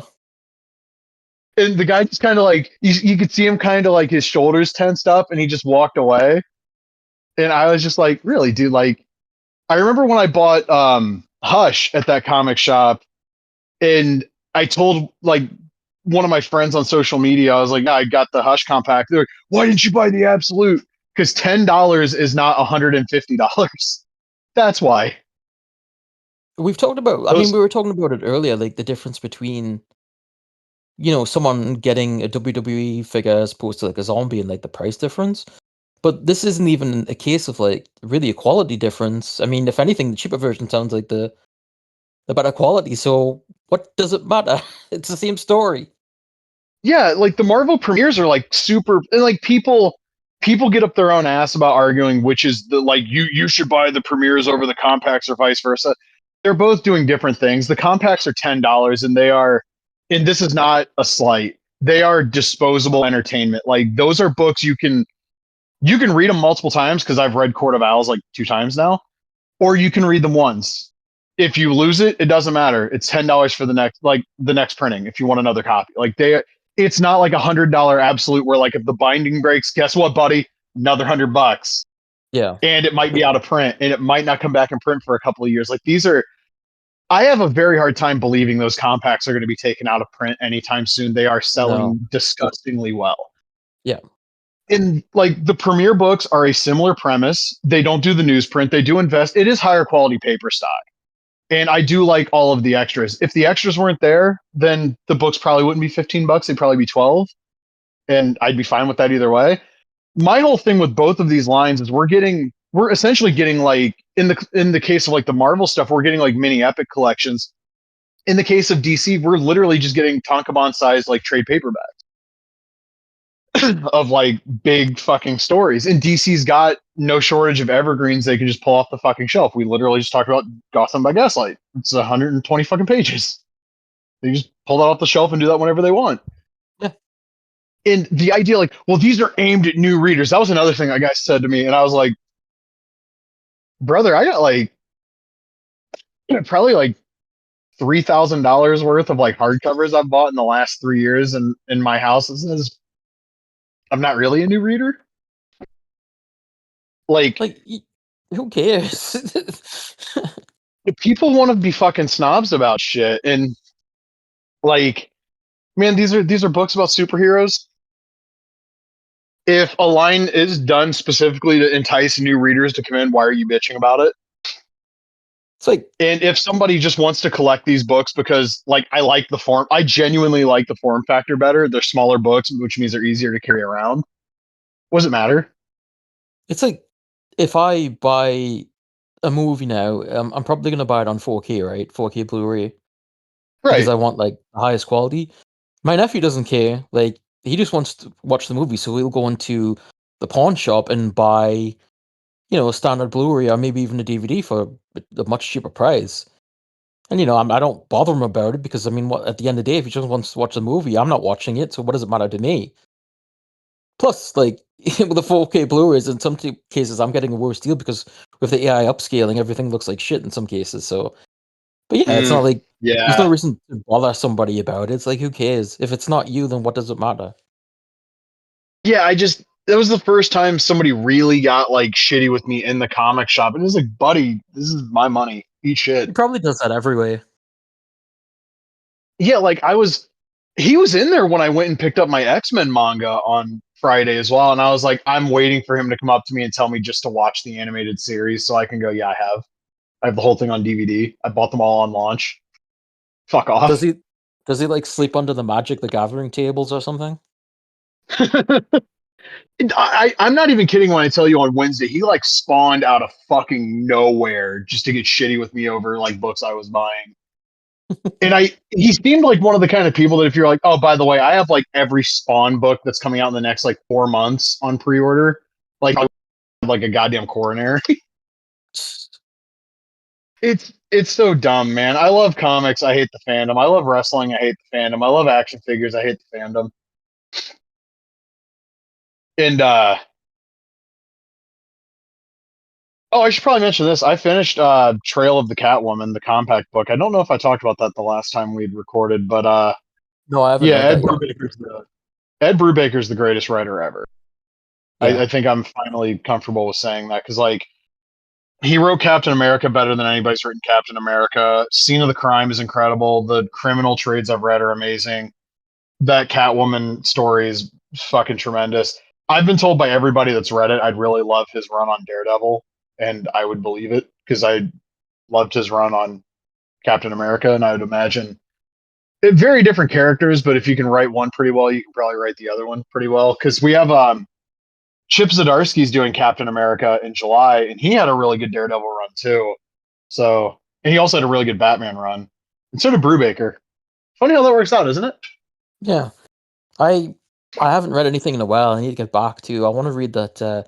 I keep seeing on the shelf the X-Men manga series that I bought, and the first Superman um premiere collection or whatever it was called. Finest. So Yeah, yes, so I need to get caught up. I read the first episode of X Men. We'll call it the first volume. We'll call it last night, and it's very funny because I've read the X Men Adventures trade paperback that covers the first episode, like Night of the Sentinels. Hmm. And it's very interesting to see the two different interpretations of that, having watched Night of the Sentinels 8 million times in my life. The manga is closer, I will say that. Yeah. Adventures book, they write Beast like it's comic Beast, and that's not how he's written in the show, like at all. Mm. And I mean, the manga doesn't write Beast like he's written in the show either, but like it's pretty it's not direct, but it's close enough to where I'm like, oh, it's a neat little manga adaptation of X-Men the animated series. I uh I read a few of the X Factor issues in the X-Men Fatal Attractions omnibus yesterday, and those were interesting. I read a little bit more of the Captain America Winter Soldier premiere collection book because I didn't do the thing I did with Daredevil and Black Panther for that book, where I just like bolted myself to the couch and read the whole thing in one sitting because I kind of do want to take my time with that story because I read it 6 months ago and I really loved it 6 months ago, and reading it again now I'm noticing things I didn't notice before, and just I love the paper stock they use with those books. The artwork looks great. It's not like the glossy paper, which sometimes makes stuff look a little too oily, a little like Hmm. a little too like neat and tidy. Like this stuff, just it looks good. It's regular, just matte paper. Um, I really need to start like the Harley Quinn compact. I need to finish Far Sector. I need to start American Vampire, and once I have those done, I think I will have read all of the compacts that are out now. A little over a month from now, Kingdom Come drops, and God, I really shouldn't have said those three words together. That's a sentence or a phrase. Kingdom Come releases. Uh, so on May 7th, the premiere book for or premiere the compact of Kingdom Come will be at my comic shop. There we go. When does that Um, movie come I'm out looking forward again? to that. What movie? The Superman movie. July 11th. Okay, so not far off. And then there's Superman Birthright, I want to say is like the first week of June. and I'm looking Okay. forward to reading that one as well. I think no, Deceased is the first week of June, and they recently changed the cover. It's no longer the up close shot of Wonder Woman. I think What it's is it? Harley Quinn. Okay. Let me see if I can. I guess it would help if it did not autocorrect Deceased. Motherfucker, I know what I'm typing. Yeah, it's Harley Quinn now. Um, kind of like a really scary, fucked up picture of Yeah, like Harley that Quinn. picture of Gangrel. Oh God, it's Dave. I think that's gonna be the thumbnail then. Oh yeah, yeah, that would Yeah. be. That's a good pick. Also, there's the Harley Quinn cover. I've never read Deceased. I have been told that it's better than Marvel Zombies, which I haven't read all of. Yeah, that's also she's on the top of the Joker, so that's yeah. I think I would have rather we kept the shot of like Wonder Woman like up close, honestly. Yeah. Um it looks like Amazon has the pre-orders for a bunch of these books now, so maybe the comic shop will open the pre-orders. Like I really want to get my pre-order in for Arkham Asylum. Seeing that on the newsprint's going to be a lot of fun. I think it's going to add a lot to how fucked up the artwork of that book is. I don't mean fucked up in a bad way. I mean fucked up in terms of like the aesthetics. Like, look at that shit. Good lord. Um, did we talk? Did I mention the Marvel series Maximum? I did mention the Maximum Hulk leaking. My bad. My brain's in like The seven only different places right now. the only other figure thing I think we forgot to mention was that KWK announced Aja Kong. Um, Uh, we'll, we'll see how it turns out. I mean, the uh Bull Nakano and Great Kabuki and stuff that we saw looked pretty cool. The Max Moon figure wasn't bad at all, but like the Taka and La Resistance haven't looked great. So we'll see what the final product looks like. Either way, I'm happy that she's getting paid because I don't feel like she gets enough hopefully she is. I don't think like she gets enough recognition. I don't know if you saw like BET did like a list of the best black pro wrestlers and she wasn't on it and they tend to in general people don't tend to mention her in that regard. And I think that kind of sucks. Yeah, Um especially, when the other names that they mentioned on the list was just like I wouldn't consider that person one of the top wrestlers, um but yeah, I hope she gets paid well for it and she gets her recognition that she deserves. I'm looking at the samples that he showed of the Taka and TJP figures, and one, I have to make note, like, who the fuck asked for a TJ Perkins figure? Him. And two, like, that Taka does not look great. I get No. that people are happy he's going to be doing like the $15 figures now because he either, depending on who you ask and what day of the week it is, he either bought into a factory or heavily invested in a factory. Mm. But I don't like sculpts on like any of these figures once we actually see them in plastic or even honestly in resin or whatever the first stage he's showing us are. I don't think like we saw the renders of the Barry Horowitz and the Ox Baker and they looked fucking awful. The John Nord did not look, and also that was an unapproved like sample that they spent 15 minutes talking about and it didn't look particularly impressive. So like I mean, maybe I'll buy the Aja Kong and Bull Nakano because I really I hate the cello one. I have no idea where that Bull Nakano is now. And don't really give a fuck if I ever see it again.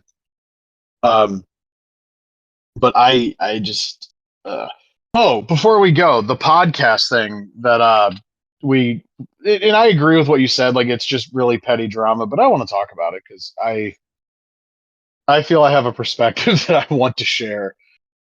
Wrestling Figure News sent me that he was listening to 3POA and they took Zombie to task for only going on safe podcasts. That's a valid point. Absolutely valid criticism. I get it. Problem is, uh, has Epic done a podcast recently that wasn't with them? They're like the official Epic podcast, right? That's the only one they do, I think. So why don't they go on the Majors podcast? Why don't they go talk to? I understand why they wouldn't talk to Sam Roberts because they can't be in studio, but like Powertown only wanted to talk to the Majors and wrestling figure news, and they're not talking to either of them now because they'd have to answer some hard questions. Yeah. Mitch doesn't really do any podcasts anymore. Like to criticize one of these independent figure makers because they only talk to who they're comfortable with. That's every one of them. That is every one of them. Maybe it's And to because throw like shots. maybe it's because like Sal went on their podcast, but like Sal's not smart enough to understand when he's being made fun of anyway. No, and like the only toy makers that will just go on to another podcast to talk are Kanik and Matt Cardona. Right. And it was 2 years ago that they had Matt Cardona on, and they tried to be snarky with him, and any pushback from him, they fucking wilted. I They were remember that, yeah. incredibly smug until he responded to them, and then they backed the fuck down. Mm. Which is, I think if it was anybody other than them, I would be like, it is what it is. But those guys are so like just smarmy and fucking arrogant, and I know what it is. It's baiting for engagement because if they have Zombie on, they're gonna fucking have an argument, and then a bunch of people will listen, and that's I get it. But like after a certain point, you kind of like what point are you really making? Like this guy does the same thing everybody else does, including the people we work directly with. Yeah, no fucking shit. And also, not for nothing, being the official Epic podcast is probably like a big reason why he wouldn't do your show anyway.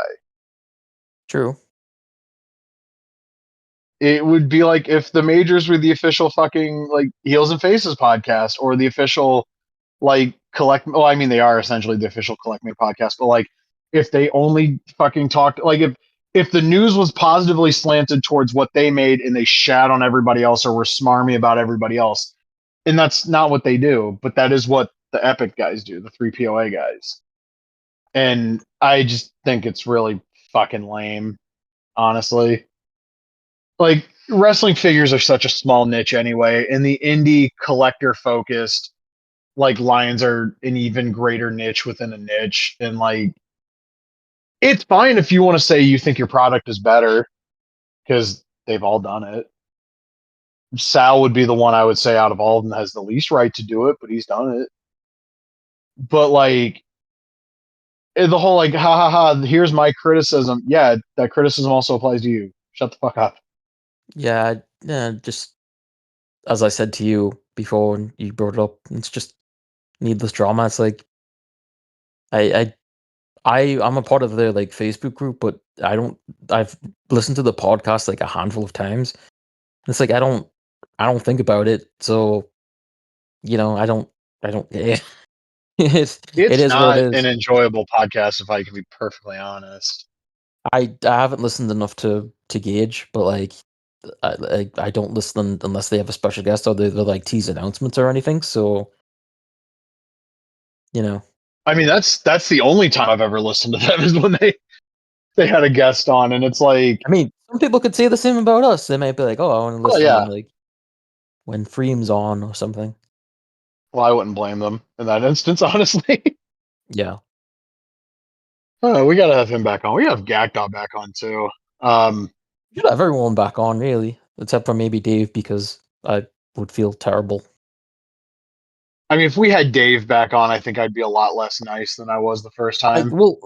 He hasn't listened because if he did, he wouldn't be like liking tweets and stuff because I feel like I've been quite harsh, but like, what do you see anyway now? Yeah, they haven't updated their Facebook page in like a month, and there was a point, and we talk about PWX all the time. I don't care. There was a point where I really, really wanted that project to succeed. Like 2012, when he did the interview with Axe Bomber. Shout out to Sonny Bone. Doors open. Please come on the show because I want to know about Suplex. I don't think he can And reach he the did that. handle. He's very short.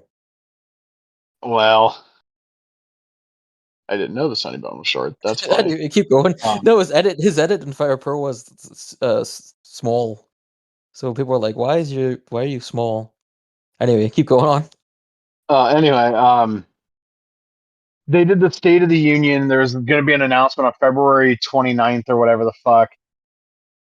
And I was like, man, this thing's been going for 10 years. And Dave, for the longest time in interviews, came off like a really nice guy. And when he talked to us, he did too.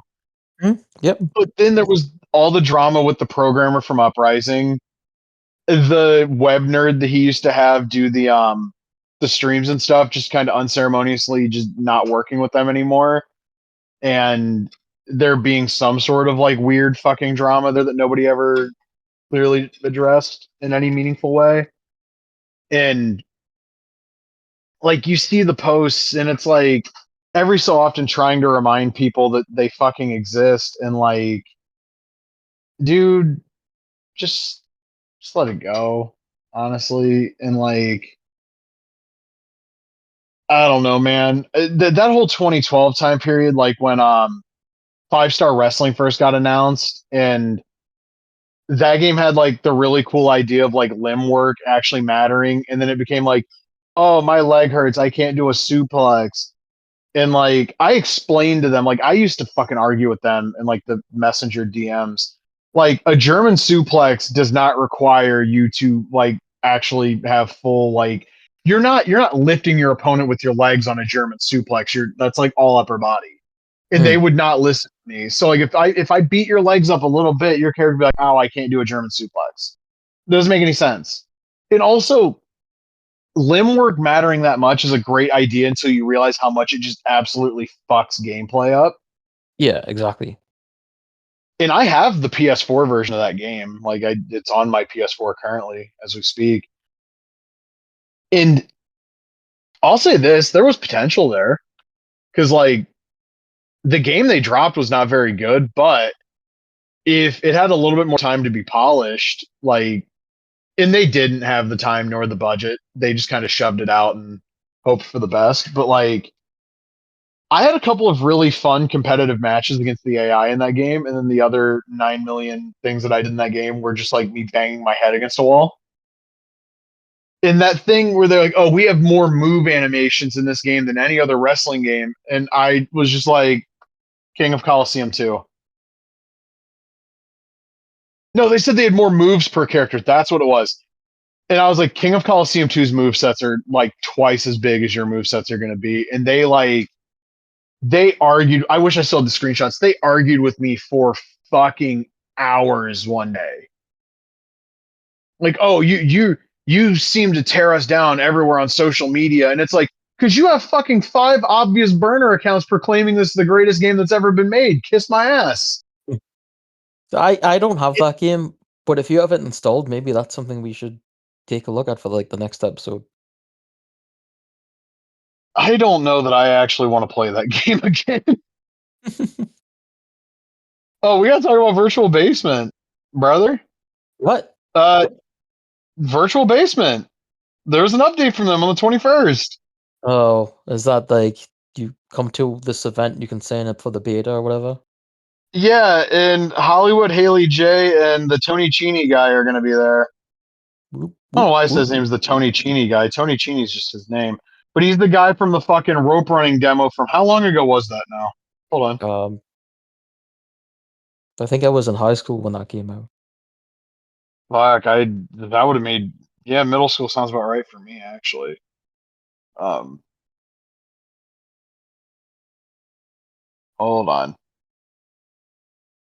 You sign up for the beta and you get an email in like 10 years. Okay, so October 6th, 2022. Ooh. And since then we've gotten the fucking King Kong Bundy trailer, which looked like shit, and the Chris Danger trailer, which looked like shit.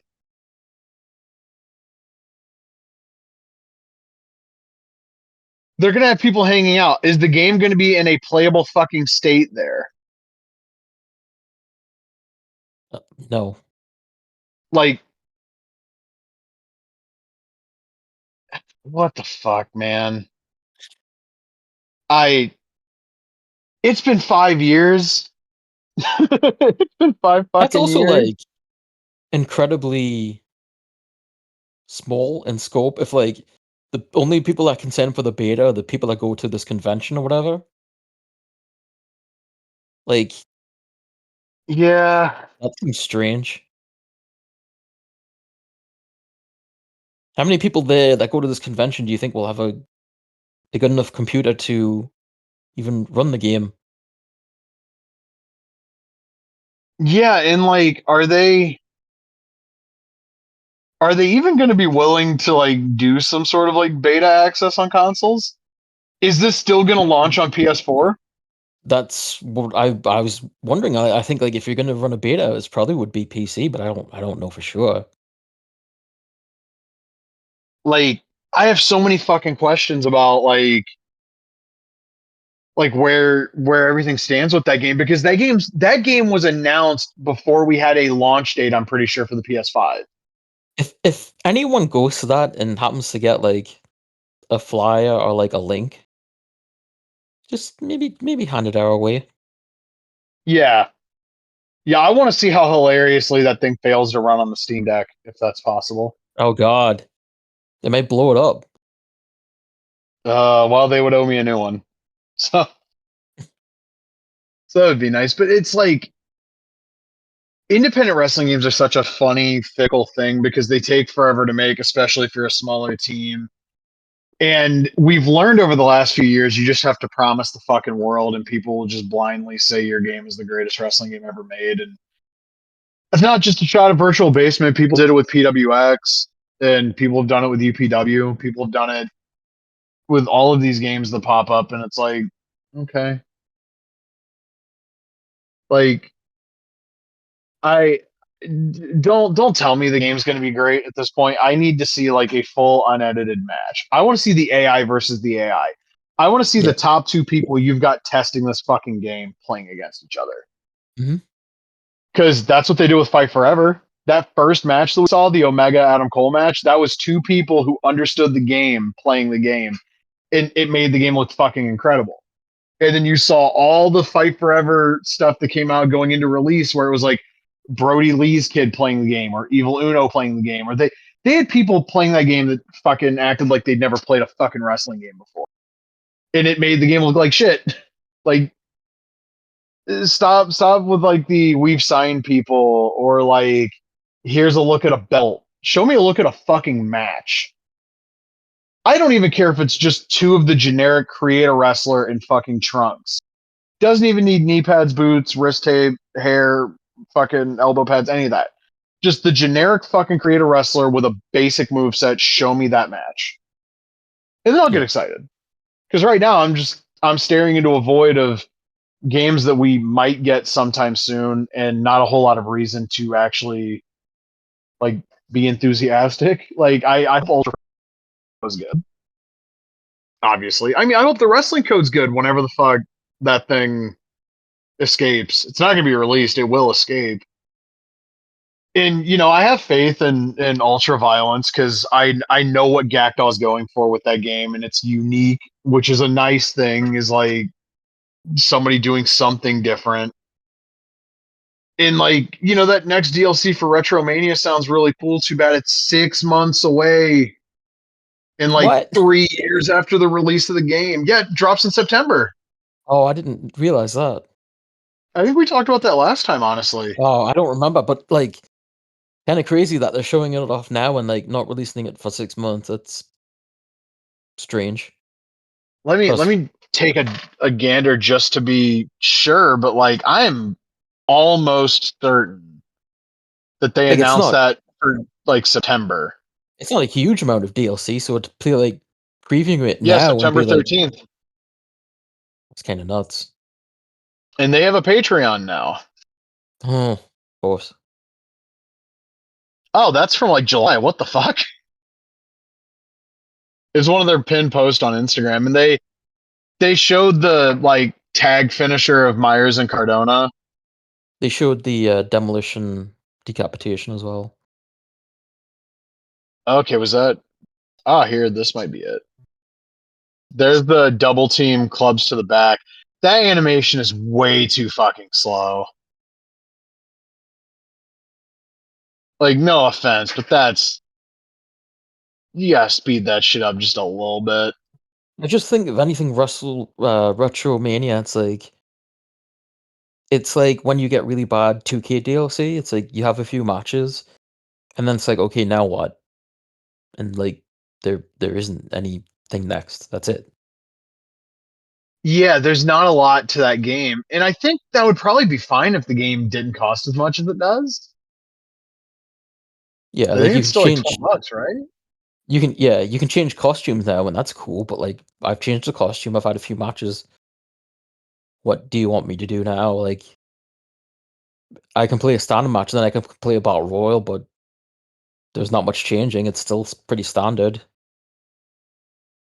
The coolest thing about that game, honestly, is the NWA Power Arena. Which, funny enough, feels outdated now. Oh, it is 100%. And like they had a Cork and Hall in there, and that was kind of cute. And they had the Hammerstein Ballroom, which I thought was like, okay, that's neat. You know what would probably make me a little bit more enthusiastic about those extra arenas is if you could just customize the way the ring looks. Yeah, definitely. Like you could Like do in in like the action Hammerstein, arcade let me do wrestling an and stuff. ECW ring. Yeah, Yeah, and that's a game that I haven't thought about in fucking forever. I remember yeah. Action Arcade Wrestling 2 for the 360. People really, really liked that game. And I remember Chikara Action Arcade Wrestling. I have that. It's not the Chikara game anymore. You actually can't download the Chikara version, Yeah, it's I just don't action think. arcade wrestling. And that game feels like I don't even know, like people do wacky creations for it, and that's cute. And like there's a lot of wacky moves or whatever, but like the wacky moves don't feel like they fit in with the aesthetic or how the game actually flows, like in terms of matches. And If the that thing makes is, sense. yeah, and the thing is too with like the creations, they're all done in different styles, right? There's some that are done Yeah. like more cartoony, and there's some that use more realistic textures and stuff. So you can't get anything that really matches together. It's not like you're playing an Aki game or something where everyone, has got the generally the same build and it's all over the place. So it feels awkward when you actually have the matches. But I do appreciate like the work that went into them. Um, it's releasing an independent wrestling game on the 360 was super cool at the time. Yeah, especially because it was so hard to get independent games released at that point too. Yeah, exactly. And now it feels like it's not that difficult anymore. Not even that. I saw the one game that you posted from Oh yeah. Steam, and I was just like, yeah, we're really just able to throw whatever the fuck we want on Steam at this point, huh? Yeah, I think that was called Old Pussy Wrestling. Yeah. I Something, yeah, sometimes I look up wrestling on Steam just to see if there's anything that maybe I missed or something on the radar and stuff. And there's a whole bunch of like independent stuff on there that is just really bad. It's got like wrestling in the name or MMA or boxing, and it looks like the worst thing you could imagine. There's other stuff that is like different genres, like first person wrestling inspired game stuff. That's like, what is going on here? There's like dating type sim wrestling games. There's a Japanese one called Wrestle Story that I think came out on mobile, and then that's coming to Steam, which is like I guess it's just like build your wrestler like RPG type of thing. But then there's another game called Pro Wrestler Story. There's a lot of like Smash Brothers style games, including that Master Republic one with like Conan and some others on there.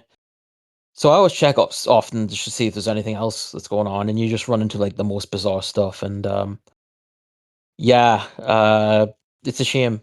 I mean, if you're doing wrestling games in another genre, like I might not play them, but cool if you're like really into it and inspired by it. But like the bullshit that goes up on there, that's like no effort put into it. It's like we'll put a shitty model in and make a terrible game for $5. It's like gross. I hate that shit.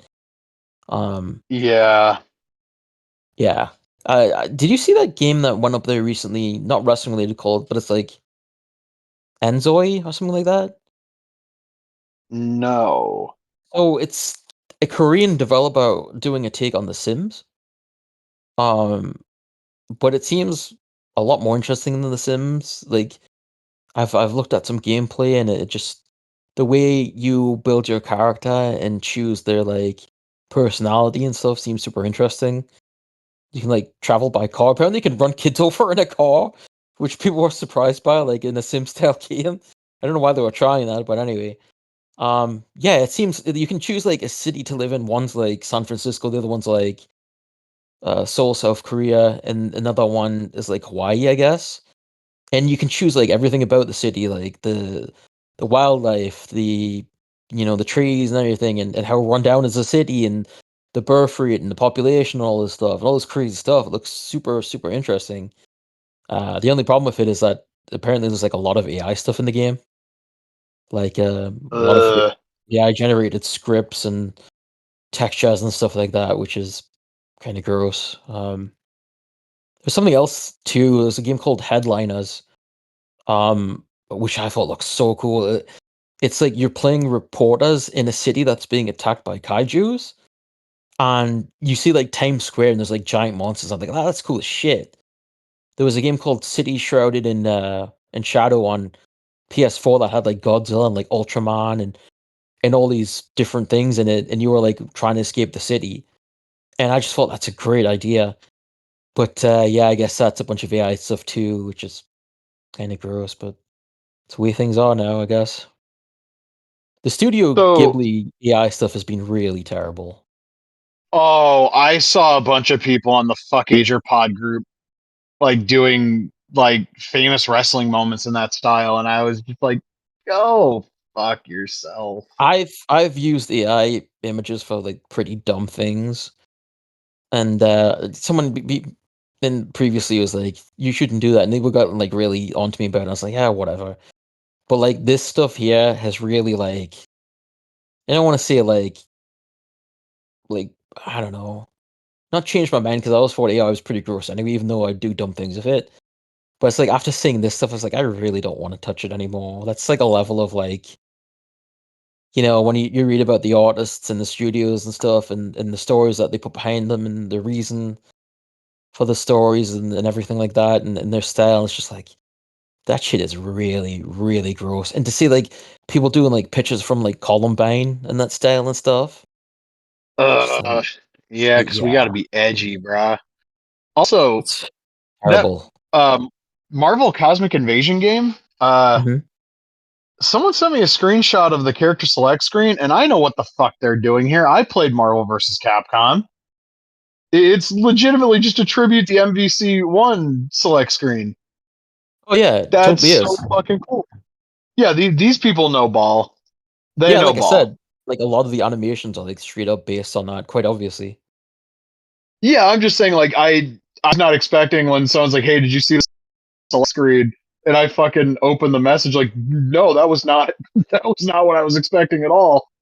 Yeah, I guess that's That's what you get fucking when you've got cool. like a Mugen created as like one of the top people in your company or whatever. Yeah, I also this is just what happens when people are giant fucking nerds for really cool shit too. Yeah, that too. Yeah, What a fucking I that might be my most anticipated game this year. yeah, I can't think of what it would be other than that. Like this is again to go back to what I said earlier, this is so far up my fucking alley, it's not even funny. Like in 90s Marvel in general, because that's what I grew up with, but also this genre of game and this aesthetic and what it looks like they're going for with the gameplay. hmm. Uh, dude, if that gets a physical release, I'm assuming it will from limited run. I might have to break my rule of not buying the super expensive collector's editions again. I want to know what stupid physical bullshit that's going to come with if they do like the $200 edition. Like, golly gee whiz, Yeah. I think one. it feels weird to be this enthusiastic about something Marvel related that isn't a comic, but Mhm. goddamn. I think when it comes to like most anticipated game this year, if UPW still set for this year, then that would be the first, and then maybe for me like Terminator 2D would be the next That's up one. there for me too. Yeah, Yeah, because we talked about it. That thing does not look like I had the moment where I was like, oh, it's another 2D game, and then I watched like the trailer. Like, no, this has some fucking shit behind it. yeah, it That rules. Terminator game has some fucking shit behind it. Yeah, it looks so good. They've got a big Like, like collector's edition too, but like I'm probably gonna get it on PC, so I won't bother with it. Isn't the collector's edition like UK exclusive, or did I miss that? I don't think so. I want to say it might have. I might be thinking of a different game, honestly, but I thought I read that like it's either UK exclusive or it ships from the UK or something like that. Probably shipped, but even if it was UK exclusive, like it would run over It's here. not that So hard to like, get it. yeah, I would if I was interested, I'd get it anyway. But like, I don't have space for a lot of stuff anyway, so I'll just get on PC. I'm still I'm trying to get gonna a review get code actually. if you can get 2 review codes. You want to give me like a Steam one? I'll play that Terminator game. I'm gonna play it Oh hell anyway. yeah, yeah, Like I'll do an episode about that game. Are you fucking kidding me? I'll do an episode about Marvel yeah. Ultimate Alliance. I beat that game like 3 weeks ago. I still think about that game. There's a reason why I put the trailer up on the YouTube channel there because it's like, hey, I'm promoting Put the this. put the Give me a Cosmic copy. Invasion one up. Yeah, I had the press kit for the Terminator one, so I think I found the link for the press kit like a couple of days. I don't have it anymore. I think I found the press kit for Cosmic Invasion. So, I could put that up but there. yeah, like it's very funny how like I am very apathetic towards like the generic 2D beat 'em ups. But if you show me one that has like even like 1/10 of like an original idea, I'm just like, got me. And like I've seen Terminator 2. It's not a movie I know front to back, but it's a movie that I like. Hmm. That and it's like a fucking Contra clone, and there's also some variety beyond that. That's a Yeah, fucking cool idea. That's got some yeah, fucking sauce. Is Shredder's Revenge with like Marvel versus Capcom influence? That's got some fucking sauce. That GI Joe game that's like, hey, we're gonna do bootleg Shredder's Revenge. I wanted to like that game. I downloaded the demo and had fun with it, and then I saw like somehow you can fucking launch a beat 'em up with just massive issues at launch. I did not know that was possible. mm, I did not realize you can actually fuck up one of the most like what should be one of the most automatic like turnkey make a bunch of money type games. And it like granted Hasbro probably did not pump as much money into that as they are the alleged AAA Snake Eyes game that's in development with like former Arkham devs working on it. yeah. But if they're not willing to spend the money to make sure a 2D beat 'em up launches like relatively issue free, do I necessarily trust them to push out a 60, 70, 80, $100 million game and it not fucking have a bunch of issues launch? I bet they've already licensed out the Transformers 2D beat 'em up. Oh, fucking for sure. Yeah, Yeah, that's coming. 100%. yeah, And I saw something the other day that like and they didn't have the screenshots to back this up, so I think it might be bullshit, but like somebody said they were hiring for like a designer for like a 3D Power Rangers game and like bleh, fuck that. Just fuck that shit, man. yeah. That doesn't sound too appealing.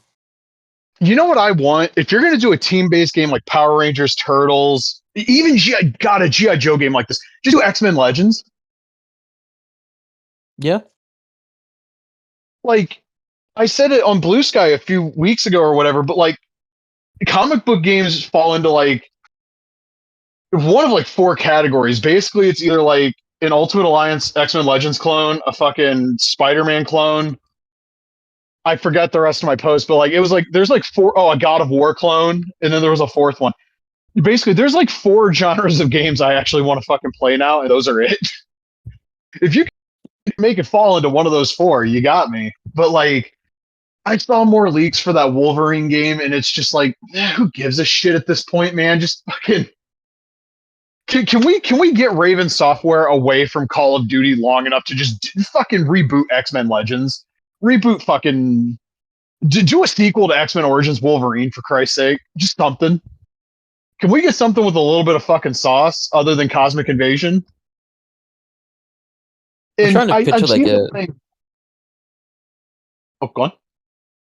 I'm trying to picture like a Power Rangers 3D game now. Like if they didn't do it like an X-Men Legends style, like if they just did an action game, I mean, they'd have to do like Yeah, the how does it awesome work? combat, wouldn't they? Yeah, like you know what? The closest thing I can imagine, you know, the opening of that Avengers game where it's like all the Avengers and you swap control between them. Maybe it's something Yeah. like that, but I fucking hated that, and I'm worried that's what they're going to do with the Insomniac X-Men game too. Yeah, you'd think it'd be something like that, or like Gotham Knights or something like that.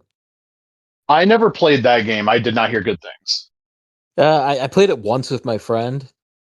I would have played it more, but I don't think he was into it, or he wanted to play it alone because he's weird like that. And it was okay. And I think we played against like Mr. Freeze, and it was like, yeah, it's all right, but like nothing special or anything.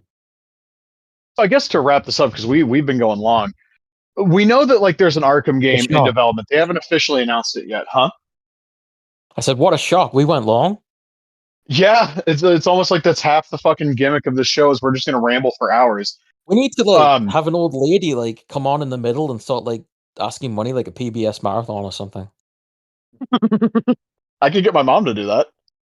Barry Lewis, is she still around? No, she isn't. Oh. Um, my mom's looking at me like I'm about to have to do a run-in on the podcast now. That's not happening today, at least. But we know that my mom just shook her head too. She's not willing to do it now. Um, but we know there's an Arkham game coming. It's not been Yeah. officially announced. We know that Warner Brothers Games is a complete fucking shit show right now. Mm-hmm. I mean, Warner Brothers as a whole is a shit show right now. Like, let's be perfectly clear. They are taking the fucking hatchet to the Looney Tunes. Nothing There is was a fucking safe in show. that company. There was shows on yesterday. It was like the history of Warner Brothers. I guess it was like an HBO Max thing, or a Max, I should say. And it made me really sad. They were going through like the '90s and had all these actors talking about working with Warner Brothers and stuff. And I was like, oh goddamn, dude! And look what it's at now.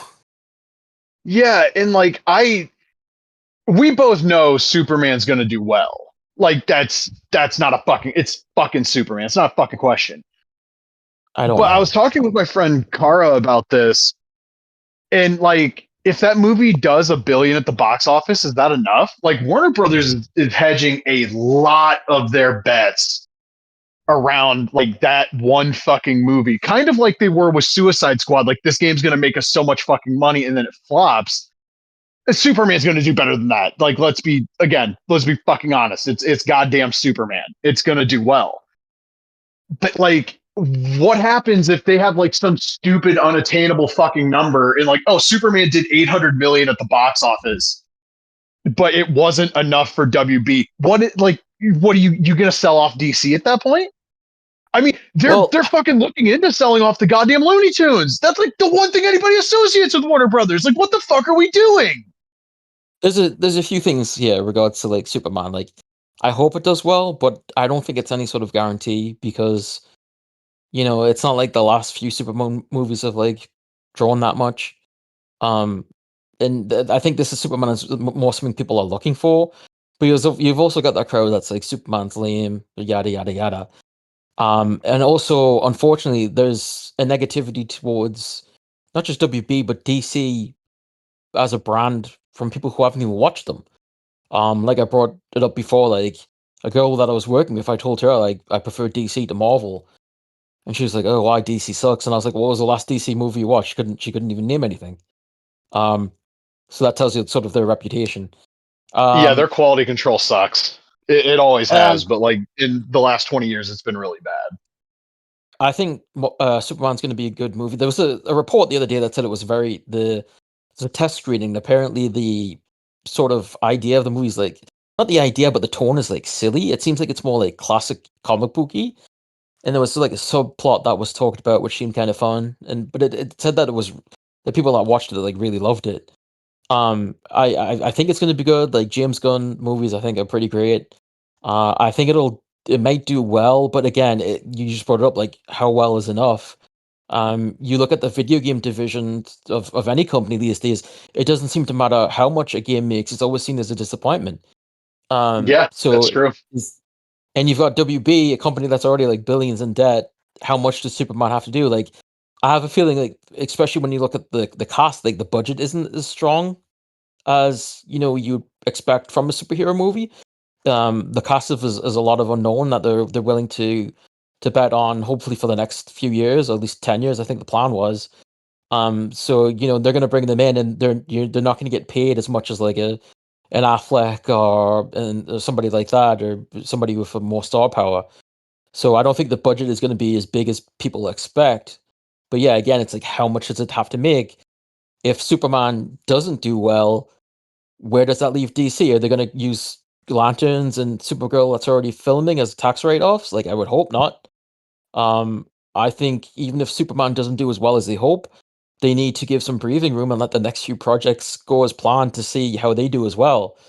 I think Agreed. also with James Gunn, also I think with his movies, with again, if the budget maybe not being as high as people expect, I think he's got a better idea of how to balance those budgets.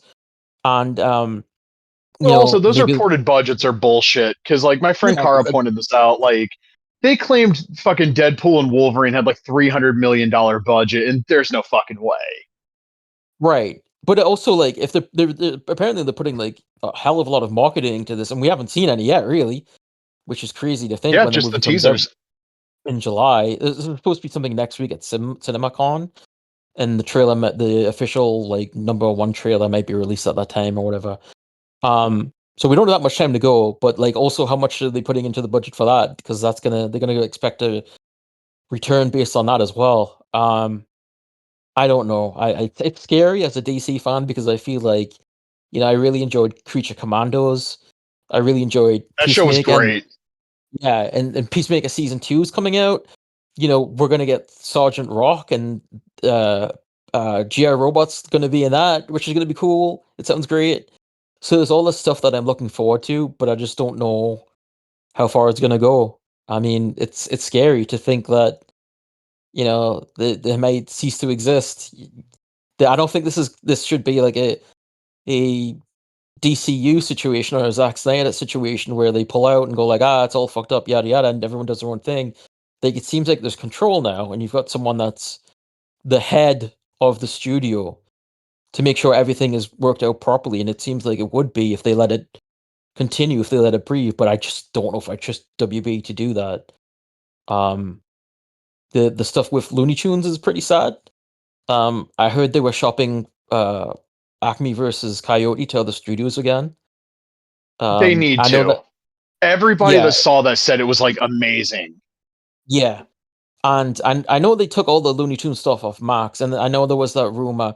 Also, apparently, like, the studio that's being used to that was used to always develop Looney Tunes is being torn down for like a bigger studio or something like that.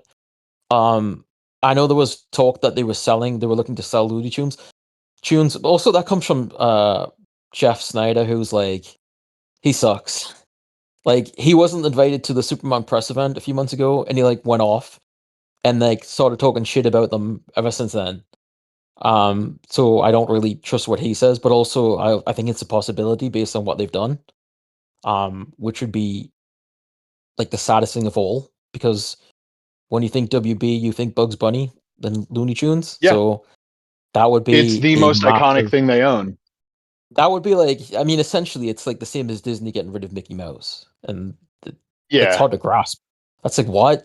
Well, No. in a weird way, they've backseated him because he's public fucking domain now, like the original version, or he's gonna be. So Right. like, it's a little but like they still have him. Like you go to Disneyland, you can still see fucking Mickey and Minnie, and like they still release like clothing and shit with those characters on them. It's why I always, when we talk about Mortal Kombat, I say I'm worried about the future of it because if they're willing to take the hatchet to the fucking Looney Tunes, none of the other shit we like is safe. Like Yeah. that's just a fact. And I've seen people, well, maybe if Marvel and Disney bought DC, with what fucking money? With what fucking money? I don't think they can. Like, wouldn't that be like a legal thing where it's considered like monopoly or whatever? I mean, maybe, but then somebody could just point to how like manga is dog walking the American comics industry, and also like Image, like in recent years, has had like a.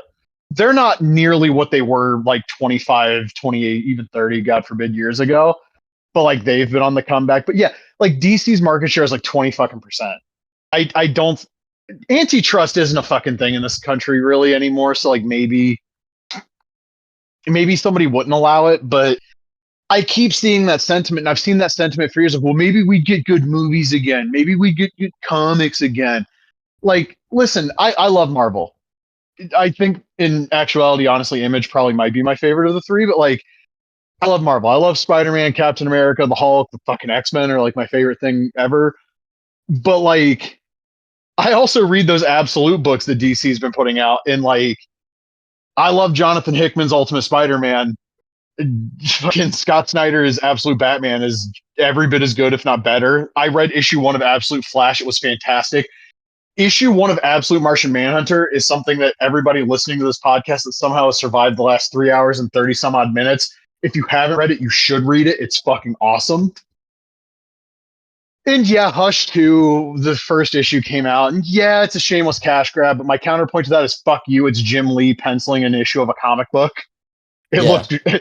I don't care if the writing sucks and it's an uninspired cash grab. It looks fucking incredible. I will in fact Google at the artwork. Like DC's doing so much great stuff on like the comics end. I've gushed about the compact books for like what 9 months now, and I talked about how the finest were a great idea that they should have done earlier. Like, why were you not copying the Epic collections? It's one of the few things Marvel fucking publishing gets right. And Yeah, I mean, they're pumping those out too. Like they announced 25 new finest books, and there's like we have compacts announced through fucking January.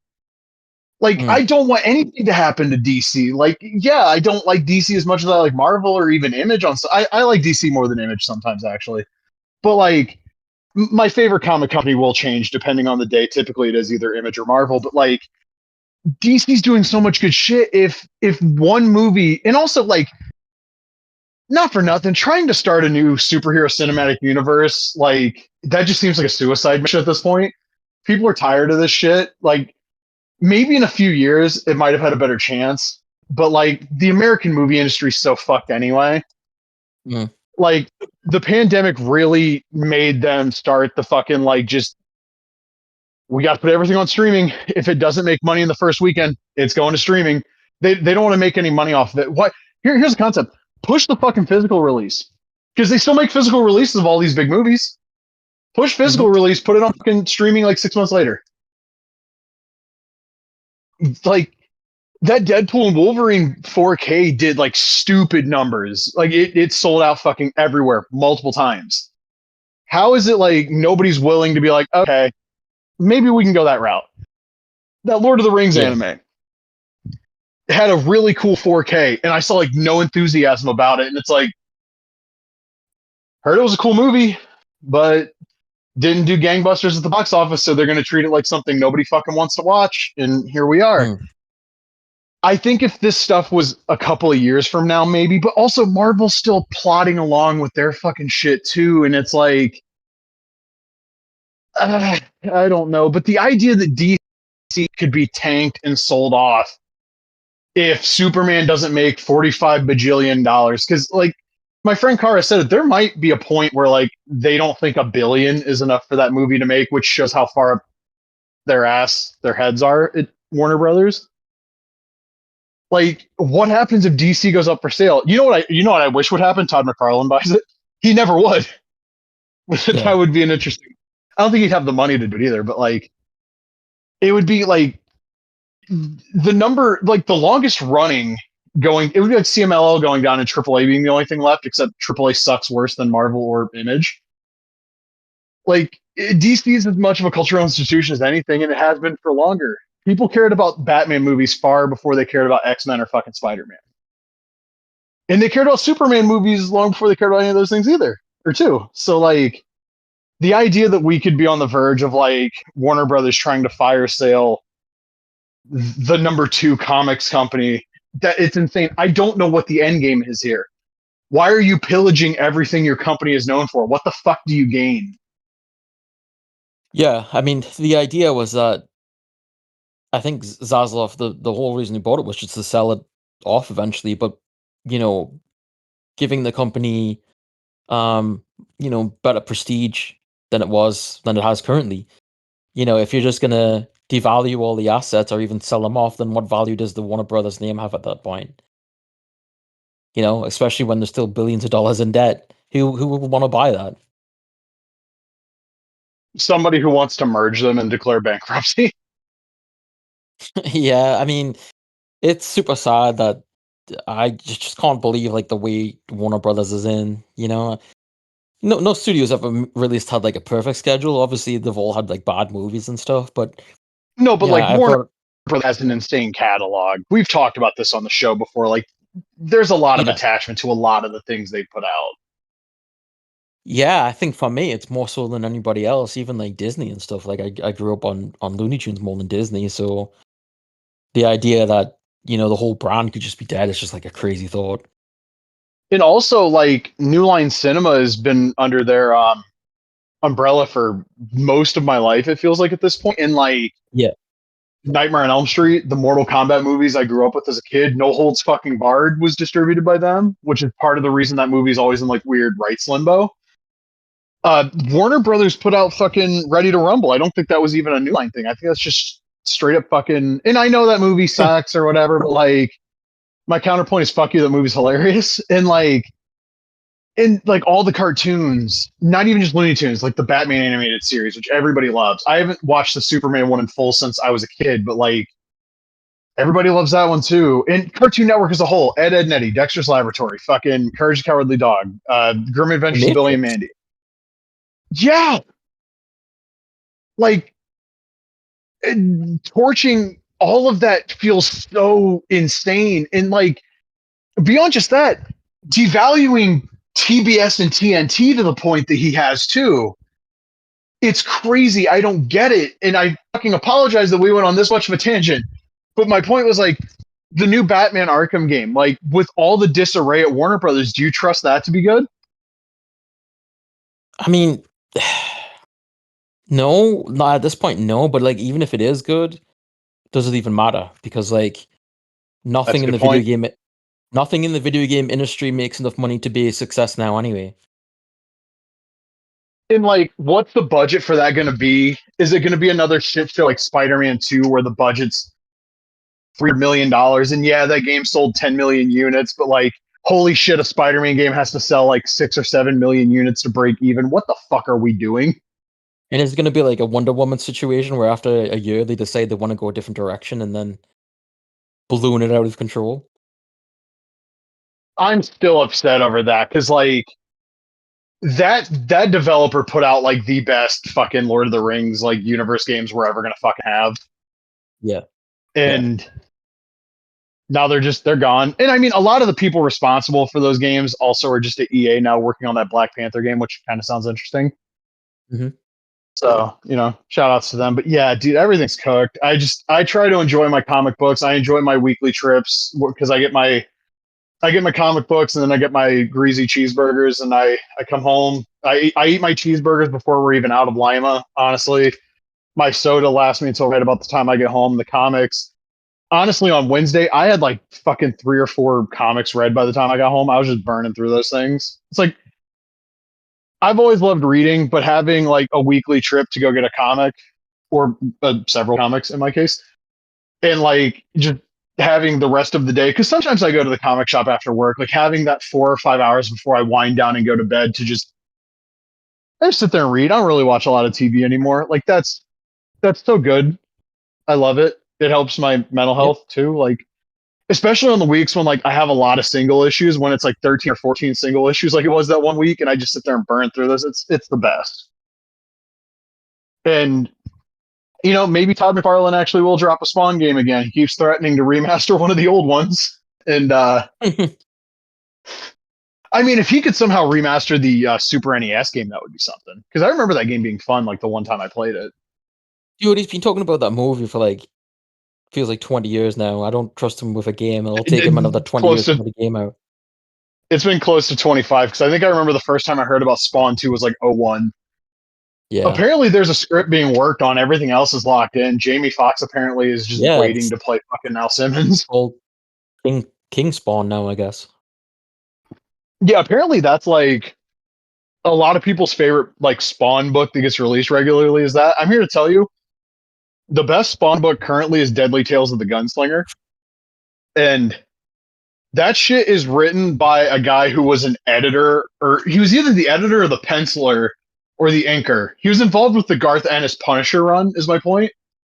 Mhm. And what a shock! A guy who was involved with like one of the better Punisher runs is writing a fucking Spawn comic that's really good, where he's basically just Old West Punisher. I might have to check that out. Just yeah, it's really good. I have a couple issues of King Spawn. It's all right. The newest issue of Spawn 362 that did some really interesting shit where they've been doing something, I guess, where like they spawned a Spawn multiverse, I guess, in like issue 300. And a bunch of the spawns were trying to recruit like regular ass Spawn, and then Mandarin Spawn showed up, and Spawn does the cloak thing where like he envelopes Mandarin Spawn in like his cloak, and they're in the darkness. And he starts to use his powers to fucking remove the armor, and you find out at the end of the issue, spoilers, it's his wife Wanda. And that's the cliffhanger for the end of the issue. And I'm like, I gotta wait fucking 3 weeks to see what happens next. Are you shitting me? What the fuck, Todd? And also, I love the Spawn books that are coming out now because, like, a lot of the writing is really just hacky, like Drek. But those books are also $2.99 versus $3 or $4 or $5 or $6 or $7.99 in some cases, like the other publishers. So, and also, like, to say nothing of everything else that comes out, Spawn does have the best artwork. To this day, the regular Spawn title is going to be the best looking book. So that's really cool. But yeah, that'll probably do us for this week. This is going to go down as one of the longest episodes we've ever done. It feels like that weekly now, so. Yeah, honestly. Well, you know, the 2 weeks is a lot to talk about, and then we go on tangents. But you know, next, I mean, I'm around the next, I think, 2 Sundays. So you guys are stuck with, I think I'm around the next 3 Sundays. So like, yeah, y'all are stuck with my ass for a few more weeks. If we choose to record weekly, which I hope we do, because this is good for my mental health too. Oddly enough. Yeah, we will. Sure. Maybe next week we'll have like a loose theme. Honestly, I wouldn't mind checking out like an old like superhero game or something, just to have something to talk about for a bit at the beginning before we dive into all the other insanity. But like, we'll figure that out. Until then, if you're in the Midwest or any of the areas that are under the gun for severe weather today, or especially Wednesday, which is apparently going to be a significant event from the Great Lakes as far down, I think, to like Texas and Oklahoma, just stay safe. Do whatever you can to remain safe. If you have a basement, fucking hunker down. If you have a closet, hunker down. Shit might get a little ugly. It's that time of year again in the United States of America, and these events are becoming more and more frequent. They try to tell me the climate's not changing, but it feels like it is. But until then, take care. Do something nice for other people. Play wrestling video games. Read fucking comics, please. And don't be an asshole. And right wingers can go to hell.